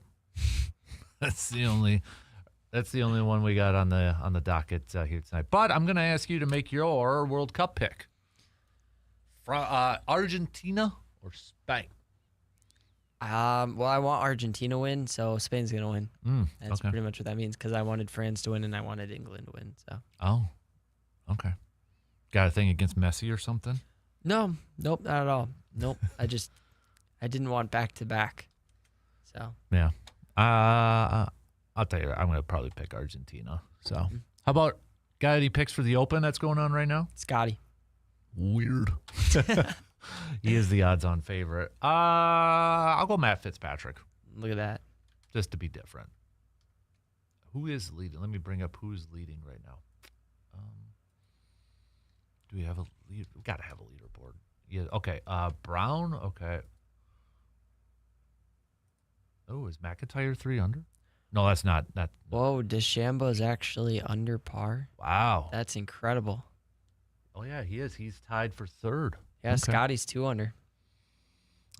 He's done for the day. Yeah. Where's my guy? Uh-oh. I can't find him. Now you know I didn't cheat because I didn't look it up. He's American, right? Yeah. No. Fitzpatrick is. Oh, he's right here. He's even. Okay. He's only one. But he's 1 hole in. Oh, okay. We're good. Yeah. Oh, he's golfing with Rory. It looks like he's in a group with Rory. Okay. Oh, is that the group? If that's a group, that is a group. Xander Schauffele, Rory McIlroy, and Matt Fitzpatrick. That would be a fun group to go watch. Yeah, you have to look that up. So, bunch of guys are in. Bunch of guys just started on the course. So, hey, if you want, you can make some picks for the Open. Yep. Oh, wow. That is a good group to watch. First 2 rounds of the 150th Open Championship at Royal Brookdale. This is the thing about AI, too. Would you like to know the tee times and groups of other marquee players like Scotty Scheffler, John Rahm, or Tiger Woods? I don't think I need to know Tiger Woods. Yeah. I didn't know he was golfing. If he was golfing, I think this tournament probably would be maybe a little bit more popular. Yeah. It'd be talked about more. Probably. Just say it. So, all right. You got any? You doing any baseball this week? Coaching anywhere? Or? Yep. We got a tournament in Plover starting tomorrow. Ooh, Plover's a tough baseball team. Yeah. I've got a rant. Okay. So there's this, BB core bats, right? And then there's U-trip bats. They outlawed U-trip bats because they hit too hard and kids were getting hurt. Well, now they're bringing them back. So at 15, one tournament this year. This is the only tournament they're allowing 15 U's to use U-trip bats. Now, the problem with U-trip bats is they play so much differently in the outfield. So my outfielders have been playing. They played 5 tournaments with BB core bats, and those balls just kind of hang in the air. They're able to track them much better. Well, now with BB core now with U-trip, we have to play them so much further back, and the ball travels so much longer, and it's hit so much harder. We need to pick a bat. We need to stick to it. There shouldn't be this fluctuation of U-trip and then BB core. Mm-hmm. It's like they added drop 6 to high school. What are we doing? Just stick with drop 3, BB core bats, and leave it there, because that's what you can use in college. So that's what you should be using in high school and in travel baseball. We've got it between U-Trip and USA. Yeah. Is our level. But that's 9U, right? Mm-hmm. So they're not going to take somebody's head off. Right. Although there is a difference. Like our kids have this much, because we've played a tournament where there was just USA and they were all mad because they couldn't use their U-trip bat. The thing that bugs me, though, is that they got to get out of their head that that's what's going to make them a good hitter. Yes. I can't stand that. Mm-hmm. And they just, it hits harder. Work on your swing first. Yes. Develop the swing. That's where it starts. Well, you're saying 8-year-olds do that. The 15-year-olds I coach do that. They're trying to swing harder because it's a U-trip bat. And I'm like, if you swing the same, it's going to go further because it's a U-trip bat. Mm-hmm. Yeah. But, yeah, we just played in Holman last week, so they had their U-trips. And we played a scrimmage on Monday. It was only USA, so it's back and forth. And Pick one. Just pick one. I know our league is only USA, so. Okay. But, yeah, tournaments is U-trips. Most of them are. Most are. And it's expensive. Yeah. Like Little League bats for $500. Mm-hmm. You could look at some of these dugouts and be like, whoa, there's a lot of cash. Yeah. Man, and I used to play a little bit of softball, and our bats were like $300. And I feel like these Little League bats are more expensive than a lot of that. So, but yeah, I hear you, man. I hear you. Did you have one tournament last weekend? Nope, 2 weeks ago. Okay.